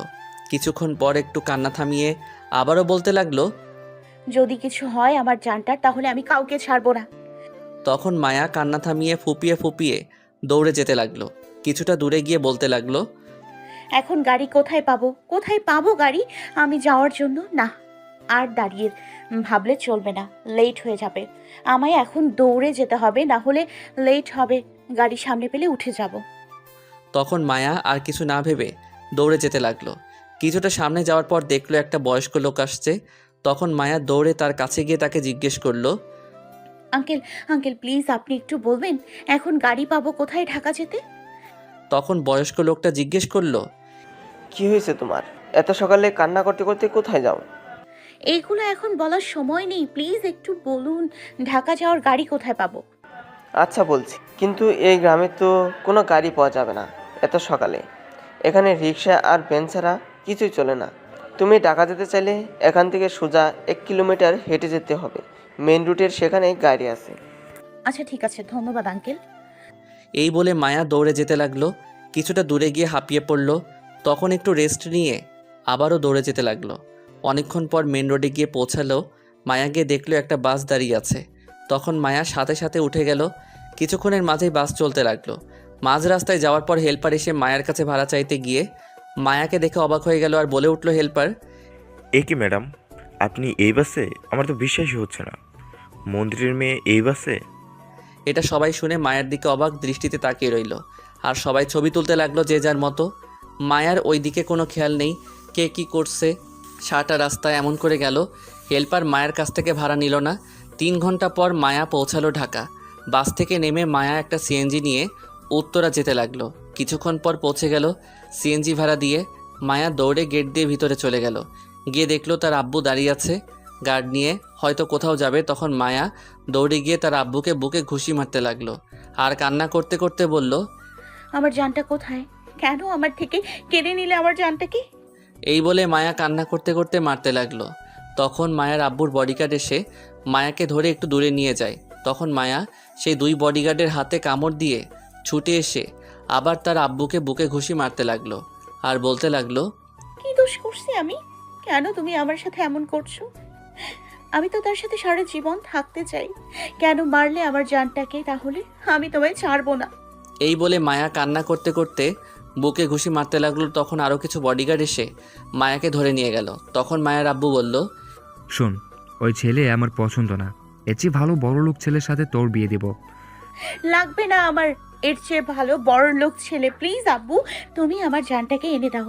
আর কিচ্ছু চাই না, আমি চলে যাব। তোমার কিছু লাগবে না, কখনো আসবো না তোমার কাছে। শুধু আমার জানটাকে এনে দাও, তাকে ছাড়া আমি বাঁচবো না। এই বলে মায়া কান্না করতে লাগলো। তখন মায়ের আব্বু বলল, ওই ছেলেকে ভুলে যা, আগামী 15 দিনের মাঝে তোর বিয়ে। আমি যদি আমার জানটাকে না পাই তাহলে আমি মরে যাব। গার্ড, একে ঘরে বন্দি করে রাখো আর পাহারা দাও যাতে পালিয়ে না যায় আর নিজের কোনো ক্ষতি যাতে করতে না পারে। খেয়াল রাখো, যাও ভেতরে নিয়ে যাও। আর মায়ের আম্মুকে যেতে দিবে না আমি যতক্ষণ না আসি। তুমি কতক্ষণ খেয়াল রাখবে? আমি মরে যাব, দেখি কে বাঁচায়। তখন গার্ড মায়াকে ভিতরে নিয়ে যায় আর মায়ের আম্মু দেখে মায়াকে। তখন মায়ের আম্মু বলে উঠল, তোকে কতবার বলছি এখানে না আসতে, তবুও কেন আসলি? তোকে কে বলছে এখানে আসতে? নিজের বিপদ নিজে ডেকে আনলি এখন। বিপদ? কিসের বিপদ? যাকে ছাড়া আমার জীবনের মূল্য নেই এখন, যাকে ছাড়া বেঁচে থাকার কোনো মানেই হয় না, যার সাথে সারা জীবন থাকতে চেয়েছিলাম তাকে মেরে দিয়েছে। এখন আমি আর বেঁচে থেকে কি করব? আমি মরে গেলে না হয় আমার জানটার সাথে রেখো। তারপর মায়াকে তার রুমে নিয়ে গিয়ে বন্দি করে রাখলো। সাথে 2 জন মেয়ে বডিগার্ড রাখলো যাতে মায়া নিজের কোনো ক্ষতি করতে না পারে। আর বাহির থেকে 2 জন পাহারা দিতে লাগলো। কিছুক্ষণ পর মায়ের আম্মু যেতে চাইলো ভিতরে। তখন গার্ড তাকে বাধা দিয়ে বলল, সরি ম্যাডাম, আমরা আপনাকে ভিতরে যেতে দিতে পারবো না। তখন মায়ের আম্মু অবাক হয়ে বলল, কেন? আমার মেয়ের কাছে আমি যাব, তুমি বাধা দেওয়ার কে? ম্যাডাম, স্যার নিষেধ করেছে আপনাকে ভিতরে যেতে। যখন স্যার আসবে তখন মনে হয় যেতে পারবেন ম্যাডাম। তোমার স্যারের কথা রাখো, আমার কথা শুনো, যেতে দাও আমায়। সরি ম্যাডাম, আমরা পারবো না, স্যারের অনুমতি না নিলে। আরে আজব তো, আমার মেয়ের কাছে আমি যাব, সেখানে তোমার স্যারের অনুমতি নেওয়ার কি আছে? ম্যাডাম, আমরা তা জানি না, স্যার যা বলছে তাই করতে আমরা বাধ্য। Sorry madam. তখন মায়ের আম্মু আর কিছু না বলে চলে গেল তার রুমে। এদিকে মায়া রুমে গিয়ে কান্না করতে লাগলো আর বলতে লাগলো, আর বেঁচে থাকতে চাই না আমি। যেখানে আমার ভালোবাসার মানুষটাই নেই সেখানে আমি কি করে থাকবো? এক্ষুনি মরে যাব আমি। এটা বলে মায়া একটা চাকু নিল। তখন মেয়ে গার্ডগুলো মায়ার হাত থেকে চাকু কেড়ে নিল। তখন মায়া বলল, চাকুটা দাও বলছি, আমি আর বেঁচে থাকতে চাই না। মায়া চাকু নেওয়ার চেষ্টা করলো কিন্তু নিতে পারল না। তখন মায়া নিজের মাথা দেয়ালের সাথে ধাক্কা দিতে যাবে। তখন মেয়ে গার্ডগুলো মায়াকে সেখান থেকে সরিয়ে বিছানায় নিয়ে বসিয়ে দেয়। তখন মায়া বসে বসে কান্না করতে লাগলো আর বলতে লাগলো, তোমরা কেউ বুঝতে পারছো না কেন? আমার খুব কষ্ট হচ্ছে, থাকতে প্লিজ আমায় মরে যেতে দাও। এই বলে মায়া আবারও কান্নায় ভেঙে পড়ল। সকাল গড়িয়ে দুপুর হলো। মায়ের আব্বু মিটিং শেষ করে দুপুরে আসলো। এসে সোজা মায়ের রুমে গেল। গিয়ে দেখলো মায়া এখনও বসে কান্না করছে। তখন মায়ের আব্বু আর কিছু না বলে রুমে থেকে চলে আসলো। বাহিরে আসার পর মায়ের আম্মু সামনে আসলো আর এসে জিজ্ঞেস করলো, তুমি কি বলছো গার্ডকে? আমায় যেতে দিচ্ছে না কেন? আমি চাই না তুমি গিয়ে মেয়ের মাথায় উল্টো পাল্টা বুদ্ধি দাও, তাই না করছি তোমাকে যাতে ভেতরে না যেতে দেয়। কি বলছো তুমি? কিসের উল্টোপাল্টা বুদ্ধি? এর আগে তুমি মেয়েকে পালিয়ে যেতে সাহায্য করেছ, এইবার আর হবে না। বিয়ের আগে তুমি মায়ের কাছে যেতে পারবে না। আমার মেয়ের সাথে আমি কথা বলবো, তাতে তোমার কি? আমি যা খুশি বলবো, তাতে তুমি ভয় পাচ্ছ কেন? তুমি তো ছেলেকে মেরে ফেলছো, তাহলে ভয় কিসের? আমি এত কথা বলতে চাই না। তুমি যেতে পারবে না বলছি, পারবে না। আমি যেতে পারবো না মানে? মায়া কি শুধু তোমার মেয়ে, আমার মেয়ে না? কি পেয়েছো কি তুমি? নিজে তো ভালো হতে পারলে না, পাওয়ারের লোভে মেয়েটার সুখ কেড়ে নিয়ে খুব ভালো লাগছে, তাই না? এখন চাইছো নেশাখোর ছেলের হাতে মেয়েকে দিতে, যে কিনা মেয়ে নিয়ে রাত কাটাই হোটেলে। ছি, তুমি কেমন মানুষ বলো তো? জেনে শুনে এমন বাজে একটা ছেলের কাছে মেয়েকে তুলে দিতে চাইছো? ছেলে নেশা করে না, খুব ভালো ছেলে, সেটা আমার চিন্তা করতে হবে না। হ্যাঁ, আমি আর কি চিন্তা করব? তোমার কাছে তো ভালো হবেই, কারণ তোমার কাছে তো পাওয়ার সব কিছু। আর এই পাওয়ারের লোভে মেয়েটার জীবন নষ্ট করে দিলে। মা হয়ে নিজের মেয়ের চোখের পানি দেখতে আর পারছি না, বুকটা কষ্টে ফেটে যাচ্ছে। মায়ের আব্বু কোনো উত্তর না দিয়ে চলে যেতে লাগলো। তখন মায়ের আম্মু আবার বলল, ঠিক আছে, তুমি মেয়েটার সুখ কেড়ে নিয়ে এমন একটা বাজে ছেলের সাথে বিয়ে দিতে চাইছো তো দাও, বিয়ে দাও। তবে একটা কথা বলে রাখি, আমিও এখন দেখবো তুমি কি করে এই বিয়ে দাও। তখন মায়ের আব্বু এমন কথা শুনে মায়ের আম্মুর মুখ থেকে সাথে সাথে দাঁড়িয়ে গেল। আর তখন জিজ্ঞেস করলো, বিয়ে আটকাবে মানে? তুমি কি করবে? মায়ের আম্মু আর কোনো কথা না বলে মুচকি হেসে চলে গেল তার রুমে। তখন মায়ের আব্বু একা একা বলতে লাগলো, সে আর কি করবে? এই বিয়ে আটকানো অসম্ভব, এই বিয়ে হবেই।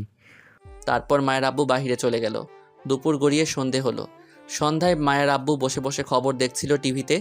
তখন মায়ের আব্বুর কাছে একজন গার্ড এসে বলল, স্যার, ছোটো ম্যাডাম এখনও সকাল থেকে কিছু খায়নি। বলছো কি, খাবার দাওনি? দিয়েছিলাম, কিন্তু খাবার সব ফেলে দিয়েছে। যতবার দিয়েছি ততবার ফেলে দিয়েছে, আর বলছে সে কিছু খাবে না। আচ্ছা ঠিক আছে, খাবার নিয়ে আসো, আমি নিয়ে যাচ্ছি। ঠিক আছে স্যার। তখন গার্ড চলে গেল।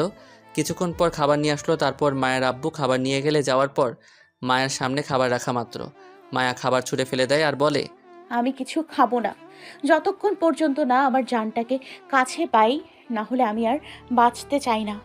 তখন মায়ের আব্বু বলে, তুই যতই পাগলামি করিস না কেন, বিয়ে তোর হবেই, খাবার তো খেতে হবেই তোকে, খিদে পেলে এমনি খাবি। এই বলে মায়ের আব্বু চলে আসে তার রুমে গিয়ে দেখে মায়ের আম্মু কারোর সাথে কথা বলছে। তখন মায়ের আম্মু মায়ের আব্বুকে দেখতে পেয়ে ফোন কেটে দিল। তখন মায়ের আব্বু বলল, মেয়েটা সকাল থেকে কিচ্ছু খায়নি, যাও খাইয়ে দিয়ে আসো। কেন, তোমরা খাওয়াতে পারলে না বুঝি? ও, তার পারবে কি করে? তুমি তো পারবে মেয়েটাকে কাঁদাতে। থাক, আর কিছু বলতে চাই না। তোমার গার্ডকে বলো যাতে আমি খাইয়ে দিয়ে আসি। ঠিক আছে। তখন মায়ের আব্বুকে গার্ডদের বলে সেখান থেকে চলে আসতে। তারপর সকল গার্ড চলে আসে। আর মায়ের আম্মু খাবার নিয়ে রুমে যাওয়া মাত্রই মায়া দৌড়ে গিয়ে জড়িয়ে ধরে কান্না করতে করতে বলল, আম্মু তুমি আসছো? আমি আর থাকতে পারছি না, অনেক কষ্ট হচ্ছে আম্মু। তখন মায়ের আম্মু মায়ের চোখের পানি মুছে দিয়ে বলল, কাঁদিস না মা। আম্মু তুমি আমার একটা বিষ এনে দাও, মরে যাই খেয়ে। চুপ, এইগুলো কথা আর বলবি না, তাহলে মায়ের দিব। কি করব? যার সাথে থাকতে চেয়েছিলাম সারা জীবন তাকেই মেরে ফেলছে, আমায় একা রেখে চলে গেছে। তাহলে আমি কি করে থাকবো? এখন তাকে ছাড়া আর থাকতে চাই না, আমায় মেরে ফেলো। চুপ কর তো, মরে যাবো যাবো বলছিস? কে মরে গেছে? কেউ মরেনি, দুজনেই বেঁচে আছে। তখন মায়া অবাক হয়ে বলল, কি বলছো আম্মু? সত্যি আমার জানটা বেঁচে আছে? বেঁচে আছে। কোথায় আছে? কোথায় আছে আম্মু? কোথায় আমার জানটা? আমায় নিয়ে চলো এক্ষুনি, প্লিজ নিয়ে চলো। আমি এক্ষুনি যাবো আমার জানটার কাছে। না, এখন যাওয়া যাবে না, গেলে সমস্যা হবে। এদিকে আয়, এখানে বসে থাক, আমি তোকে খাইয়ে দিচ্ছি। না, আমি খাবো না, আমি আমার জানটার কাছে যাব। তুই এখন না খেলে আমি কিন্তু কখনো তোকে নিয়ে যাব না। ঠিক আছে, খাইয়ে দাও তাহলে, তবু আমার জানটার কাছে নিয়ে যাও। তখন মায়ের আম্মু হাত ধুয়ে এসে মায়াকে খাইয়ে দিতে লাগলো আর বলতে লাগলো, যখন নীরবকে মেরে তার লোক ডাস্টবিনে ফেলে আসছিল, তখন তোর আব্বু রুমে এসে ঘুমিয়েছিল। আর আমি তোর আব্বুর ফোন থেকে এই ফাঁকে যে মেরেছিল ওই লোকের ফোন নাম্বার নিয়ে কল দিয়ে বলছি তারা যেন নীরবকে হাসপাতালে নিয়ে যায়। তারা প্রথমে রাজি হয়নি, যখন 2 কোটি টাকা দেওয়ার কথা বলছি তখন রাজি হয়েছে। তারপর সেখান থেকে নিয়ে হাসপাতালে যায়। এখন আইসিইউতে আছে দুজন। কিন্তু আম্মু, এটা তো আব্বু জানতে পারবে তুমি যে বাঁচিয়েছো দুজনকে, কারণ এরা তো আব্বুর লোক। যদি বলে দেয় তখন তো আব্বু আমাকে মারবে। চিন্তা করিস না, আমি তাদের এটা বলতে না করেছি। তারা কথা দিয়েছে আমায় বলবে না, আর এটা বলতে গেলে তারাও বিপদে পড়বে, তাই তো টাকা দিয়েছি এতগুলো। বুঝতে পারছি। এখন খেয়ে নে জলদি। আচ্ছা আম্মু, আমার খাওয়া শেষ হলে প্লিজ নিয়ে যেও আমার জানটার কাছে, খুব কষ্ট হচ্ছে, যেন একটু দেখবো, নিয়ে যাবে? এখন না মা, আরও কিছুদিন যাক, তারপর নিয়ে যাব। প্লিজ আম্মু, একটু নিয়ে চলো, আমি একটু দেখে জড়িয়ে ধরবো, খুব কষ্ট হচ্ছে জানো, জড়িয়ে ধরলে কষ্ট কমে যাবে একটু। শোন মা, তুই যদি এখন বাইরে যেতে চাস তাহলে তোর আব্বু নিশ্চয়ই সন্দেহ করবে আমার উপর, আর বুঝতে পারবে আমি আবারও কিছু একটা করেছি, তাই তোকে কিছুদিন ঘরে বন্দি থাকতে হবে। কিন্তু ঘরে থাকলে তো আব্বু আমার বিয়ে দিয়ে দেবে জোর করে। তুই সেই চিন্তা করিস না, তোর বিয়ে হবে না ওই ছেলের সঙ্গে। কি করে তুমি এই বিয়ে বন্ধ করবে? সেটা তোর এখন চিন্তা করতে হবে না, আমি সেই ব্যবস্থা করছি। তুই শুধু কিছুদিন ঘরে থাক আর অপেক্ষা কর। ঠিক আছে আম্মু, আমি তাই করব। আর একটা কথা, তোর আব্বু যা বলবে তাই করবি এখন থেকে, এবং যদি বিয়ের কথা বলে তাহলে বলবি তুই রাজি। যদি তখন কিছু জিজ্ঞেস করে তাহলে এটা বলবি, আচ্ছা তুমি যেহেতু মেরে ফেলছো আমার ভালোবাসার মানুষকে আর আমায় মরতেও দিচ্ছ না, তাহলে আমি বিয়ে করতে রাজি, এটা বলবি। আর বলবি বিয়েটা যেন খুব তাড়াতাড়ি হয়। আচ্ছা সবই বুঝতে পারছি, কিন্তু এত তাড়াতাড়ি বিয়ের কথা বলবো কেন? যত তাড়াতাড়ি হবে তত তাড়াতাড়ি আমি তোর বিয়ে আটকে পারবো, আমার জন্য সহজ হবে। আচ্ছা ঠিক আছে, আগামীকাল আমি বলবো। এখন তো একটু হাসি দে, আর তোর কান্না মুখ দেখতে পাচ্ছি না। তখন মায়া তার আম্মুকে জড়িয়ে ধরে বলে, আমার লক্ষ্মী আম্মু। হয়েছে, এখন খাওয়া শেষ কর এইবার, তারপর ঘুমিয়ে থাক, আমি দেখছি আর কি করতে পারি। আচ্ছা ঠিক আছে। তারপর মায়াকে তার আম্মু খাইয়ে দিয়ে তার আম্মু চলে গেল তার রুমে, আর মায়া শুয়ে পড়ল চুপটি করে। এখন আর মায়ের কোনো চিন্তা নেই, কারণ তার ভালোবাসার মানুষ বেঁচে আছে, তাকে খুব তাড়াতাড়ি পেতে যাচ্ছে। মায়ের আম্মু তার রুমে যাওয়ার পর মায়ের আব্বু জিজ্ঞেস করলো, মায়া খাবার খেয়েছে? খেয়েছে। এখন আমার খাবার নিয়ে আসো। নিয়ে আসতে পারবো না, খাবার টেবিলে যাও, দিচ্ছি। ঠিক আছে যাও, খাবার রেডি করো, আমি আসছি। তারপর মায়ের আম্মু চলে গেল, গিয়ে খাবার রেডি করলো। কিছুক্ষণ পর মায়ের আব্বু গেল, গিয়ে খাবার খেয়ে রুমে চলে আসলো। এদিকে জাহিদের আব্বু আম্মু জাহিদকে না পেয়ে কান্নায় ভেঙে পড়ে সব জায়গায় খোঁজ করে, কিন্তু পায় না। শেষ পর্যন্ত না পেয়ে থানায় গিয়ে জাহিদকে খোঁজার জন্য বলে। থানা থেকে জানিয়ে দেয় তারা আগামীকাল থেকে খোঁজা শুরু করবে। সকালে মায়া ঘুম থেকে উঠে তার আব্বুর কাছে যায়, গিয়ে দেখে তার আব্বু কারোর সাথে ফোনে কথা বলছে। তখন মায়া বলল, আব্বু একটা কথা বলার ছিল। বল। আচ্ছা তুমি যেহেতু মেরে ফেলছো আমার ভালোবাসার মানুষ, আমায় মরতেও দিচ্ছ না, তাহলে আমি বিয়ে করতে রাজি। মায়ার আব্বু এটা শুনে অবাক হয়ে গেছে, তখন জিজ্ঞেস করলো, কি বলছিস তুই? সত্যি বলছি, এখন তাড়াতাড়ি বিয়ের ব্যবস্থা করো। তখন মায়ের আব্বু এটা শুনে খুব খুশি হলো, আর কোনো চিন্তা না করে তখন বলল, ঠিক আছে, আমার একটা জরুরি মিটিং আছে, এখনই যেতে হবে। সেটা শেষ করে আমি একেবারে ছেলের পরিবারকে নিয়ে আসছি, তখন বিয়ের কথা হবে, তুই রেডি হয়ে থাকিস। ঠিক আছে। তখন মায়ের আব্বু চলে যায়, আর তখন মায়ের আম্মু এসে বলে, কেমন লোক তোর আব্বু, নিজের রাজনীতি পাওয়ার জন্য এখন এমন খারাপ ছেলের সঙ্গে বিয়ে দিতে চাইছে? ছি। কেন মা, ছেলে কেমন? থাক, সেটা আর শুনে লাভ নেই, কিন্তু এতটুকু শুনে রাখ, ছেলেটা সারাদিন নেশায় ডুবে থাকে, রাতে মেয়ে নিয়ে হোটেলে এনজয় করে। ছি আব্বু, এমন একটা ছেলের সঙ্গে বিয়ে দিতে চায় আমার? আমিও দেখি তোর বিয়ে কি করে দেয়, দাঁড়া একজনকে ফোন করে বলে নি। তখন মায়ের আম্মু ফোন নিয়ে কাকে জানি কল দিয়ে বলল, তোমাদের কাজ শুরু করো, রেডি হয়ে থাকো, আমি আবার যখন বলবো তখন শুরু করে দিবে।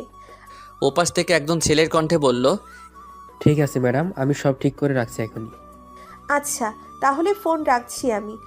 এই বলে মায়ের আম্মু ফোন কেটে দেয়। আর তখন মায়া বলে, তুমি কি করছো আমি কিছুই বুঝতে পারছি না। তোর বুঝতে হবে না, তুই শুধু দেখতে থাক, সবে তো শুরু, আরো অনেক কিছু বাকি আছে। আচ্ছা আমার এত কিছু দেখার দরকার নেই, তুমি শুধু আমার জানটার সাথে মিলিয়ে দাও তাহলেই হবে, ব্যাস। সেটাই করছি তো। আচ্ছা আম্মু আরেকটা কথা, আমার জানটার সাথে আরেকটা ছেলে আসছে, তার পরিবার তো চিন্তায় হয়তো আছে, তাদের জানিয়ে দাও। আমি কিছুক্ষণ আগে বলে দিয়েছি যাতে তার পরিবারকে জানিয়ে দেওয়া হয়, আর এটাও বলে দিয়েছি তাদের যাতে এই বিষয়ে না বলে কি হয়েছে, যদি জিজ্ঞেস করে তাহলে বলতে বলছি অ্যাক্সিডেন্ট হয়েছে। ভালো করছো, আর এটাও বলে দিও যাতে আমার জানটার আব্বু আম্মুকে না বলে, তাহলে সমস্যা হবে, তারা অতিরিক্ত চিন্তার মধ্যে পড়ে যাবে, তারপর অসুস্থ হয়ে পড়বে। তুই চিন্তা করিস না এগুলো নিয়ে, আমি সব দেখছি। ঠিক আছে আম্মু। তোর আব্বু পাওয়ারের জন্য সব করতে পারে, তো আমি আমার মেয়ের জন্য সব করতে পারি, দেখি তোর আব্বু আর কি করে। তখন মায়া তার আম্মুকে জড়িয়ে ধরে বলে, লাভ ইউ মা। Love you too. তখন মায়ের আম্মু আবার মায়াকে বলল, চল এখন সকলের নাস্তা করে নিবি। ঠিক আছে চলো, তুমি খাইয়ে দেবে কিন্তু। তারপর মায়ের আম্মু আর মায়া চলে গেল নাস্তা করতে। তারপর গিয়ে মায়ের আম্মু খাবার নিয়ে মায়াকে খাইয়ে দিতে লাগলো। তখন মায়া বলল, আম্মু আজকে আমার জানকে গিয়ে দেখতে পারবো? না, 1 সপ্তাহের আগে দেখা যাবে না। তখন মায়া মন খারাপ করে বলল, কেন আম্মু, একটু দেখা করতে দাও প্লিজ। এমন করো কেন? একটু দেখে জড়িয়ে ধরে চলে আসবো প্লিজ। জানো মনটা ছটফট ছটফট করছে, কখন গিয়ে একটু দেখবো? না, তা হবে না। 1 সপ্তাহ পর একেবারে দুজন চলে যাবি। তখন মায়া খুশি হয়ে বলল, সত্যি বলছো আম্মু তুমি? সত্যি বলছি। আর একটা কথা, ছেলের বাড়ি থেকে লোক আসলে একটু ভালো ব্যবহার করবি। ঠিক আছে, তুমি যেমন বলো। নে, এখন তাড়াতাড়ি খেয়ে নে খাবার। তারপর মায়ার খাওয়া শেষ হলে রুমে চলে যায়, গিয়ে শুয়ে রইল। সন্ধ্যায় মায়ের আব্বু আসলো মিটিং শেষ করে, সাথে সুমন সাহেব আবির আসলো। তখন সুমন সাহেব মায়ার আম্মুকে দেখে বলল, কেমন আছেন বিয়াই? তখন মায়ার আম্মু উত্তর দিল, ভালো আছি। আপনি কেমন আছেন? ভালো আছি, বসেন কথা বলি। তখন মায়ের আম্মু আব্বু সবাই বসে পড়ল। তখন মায়ের আম্মু আবিরকে জিজ্ঞেস করলো, আবির বাবা, তুমি কেমন আছো? ভালো আছি, আপনি কেমন আছেন? ভালো আছি বাবা। তারপর সবাই মিলে বসে কথা বলতে লাগলো। 10 মিনিট পর সুমন সাহেব বলল, বেয়ান, বোমা কোথায় নিয়ে আসেন দেখি। তখন মায়ার আব্বু বলল, মায়ের আম্মু, যাও মায়াকে নিয়ে আসো জলদি। তখন মায়ের আম্মু উঠে চলে গেল মায়াকে নিয়ে আসতে। মায়ের আম্মু মায়ের রুমে গিয়ে দেখে মায়া বসে আছে আর গেম খেলছে মায়ার আম্মুর ফোন দিয়ে। তখন মায়ার আম্মু বলল, চল মায়া, রেডি হয়ে নে, ফোন রাখ, চলে আসছে। তখন মায়া ফোনের দিকে তাকিয়ে বলল, দাঁড়াও দাঁড়াও দাঁড়াও, গেমটা শেষ করে নিই তারপর যাচ্ছি। দূর চল তো, তুই কি ছোট্ট মেয়ে নাকি যে গেম খেলছিস? আমি তো ছোট মেয়েই, বড় হলাম কবে? বেশি কথা না বলে আয়, পরে গেম খেলতে পারবি। আর রেডি হতে হবে না, মাথায় কাপড় দিয়ে চলে আয় এখন। আচ্ছা ঠিক আছে, আসছি। তুমি আর গেমস খেলতে দিল না। তখন মায়া গেম বন্ধ করে মাথায় কাপড় দিয়ে চলে আসলো তার আম্মুর সাথে। এসে সুমন সাহেবকে সালাম দিল। তখন সুমন সাহেব সালামের উত্তর নিয়ে বলল, বসো মা, খুব লক্ষ্মী মেয়ে। লক্ষ্মী না ছাই? তারপর মায়া সামনে একটা সোফা সিটে গিয়ে বসে পড়ল। তখন সুমন সাহেব বলল, কেমন আছো মা তুমি? ভালো আছি, আপনি কেমন আছেন? ভালো আছি মা। কিরে আবির, তোর কিছু বলার থাকলে বল। তখন আবির বলল, না আব্বু, আমার কিছু বলার নেই। তুমি বলে বিয়ের তারিখ ঠিক করো। ঠিক আছে, তা বেয়াই, এখন বিয়ের তারিখটা ঠিক করে ফেললে ভালো হতো। তখন মায়ের আব্বু বলল, 1 মিনিট মায়া, তুই আর আবির একটু বাহির থেকে হেঁটে আয়, কথা বলে আয়, দুজন আমরা এখানে কথা বলি। ঠিক আছে আব্বু। তখন মায়া উঠে বাহিরের দিকে যেতে লাগলো, সাথে আবিরকে পাঠিয়ে দিল। তখন সুমন সাহেব বলল, আচ্ছা বেয়াই, আপনার নির্বাচন জানি কবে? আর 2 মাস আছে নির্বাচনের। আচ্ছা, আজ তো শনিবার, বুধবার যদি বৌমাকে উঠিয়ে নেই, যাই, আপনাদের কোনো অমত আছে?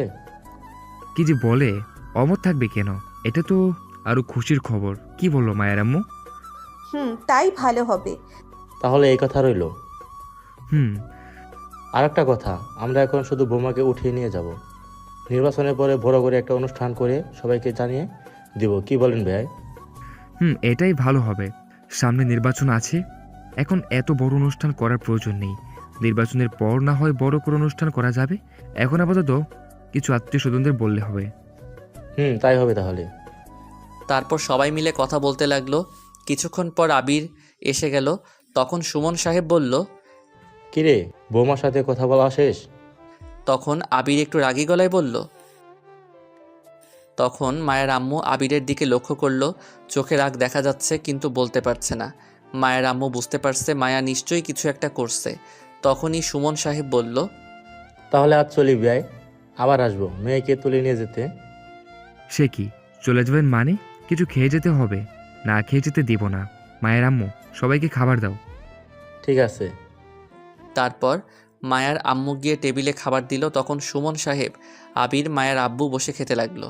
মায়া আর মায়ার আম্মু খায়নি, খাওয়া শেষ করে চলে যাবে। তখন সুমন সাহেব চলে যাওয়ার আগে মায়াকে 10,000 টাকা দিয়ে যায় তার হাতে, তারপর চলে যেতে লাগলো। তখন সাথে মায়ের আব্বু যায় এগিয়ে দিয়ে আসতে। তখন মায়া তার আম্মুকে জিজ্ঞেস করলো, আম্মু, এই টাকা কিসের জন্য দিল বুঝতে পারলাম না। এটা দিয়েছে তোকে দেখার জন্য। ছেলেদের পক্ষ থেকে যদি মেয়ের বাড়ি এসে মেয়েকে দেখে তাহলে মেয়েকে টাকা দিতে হয়। ও বুঝতে পারছি। যাক, আমার বরের পাঞ্জাবি পায়জামার টাকা হয়ে গেছে। ও ভালো কথা। আবিরকে দেখলাম রেগে আছে, কি করলি তুই বল তো?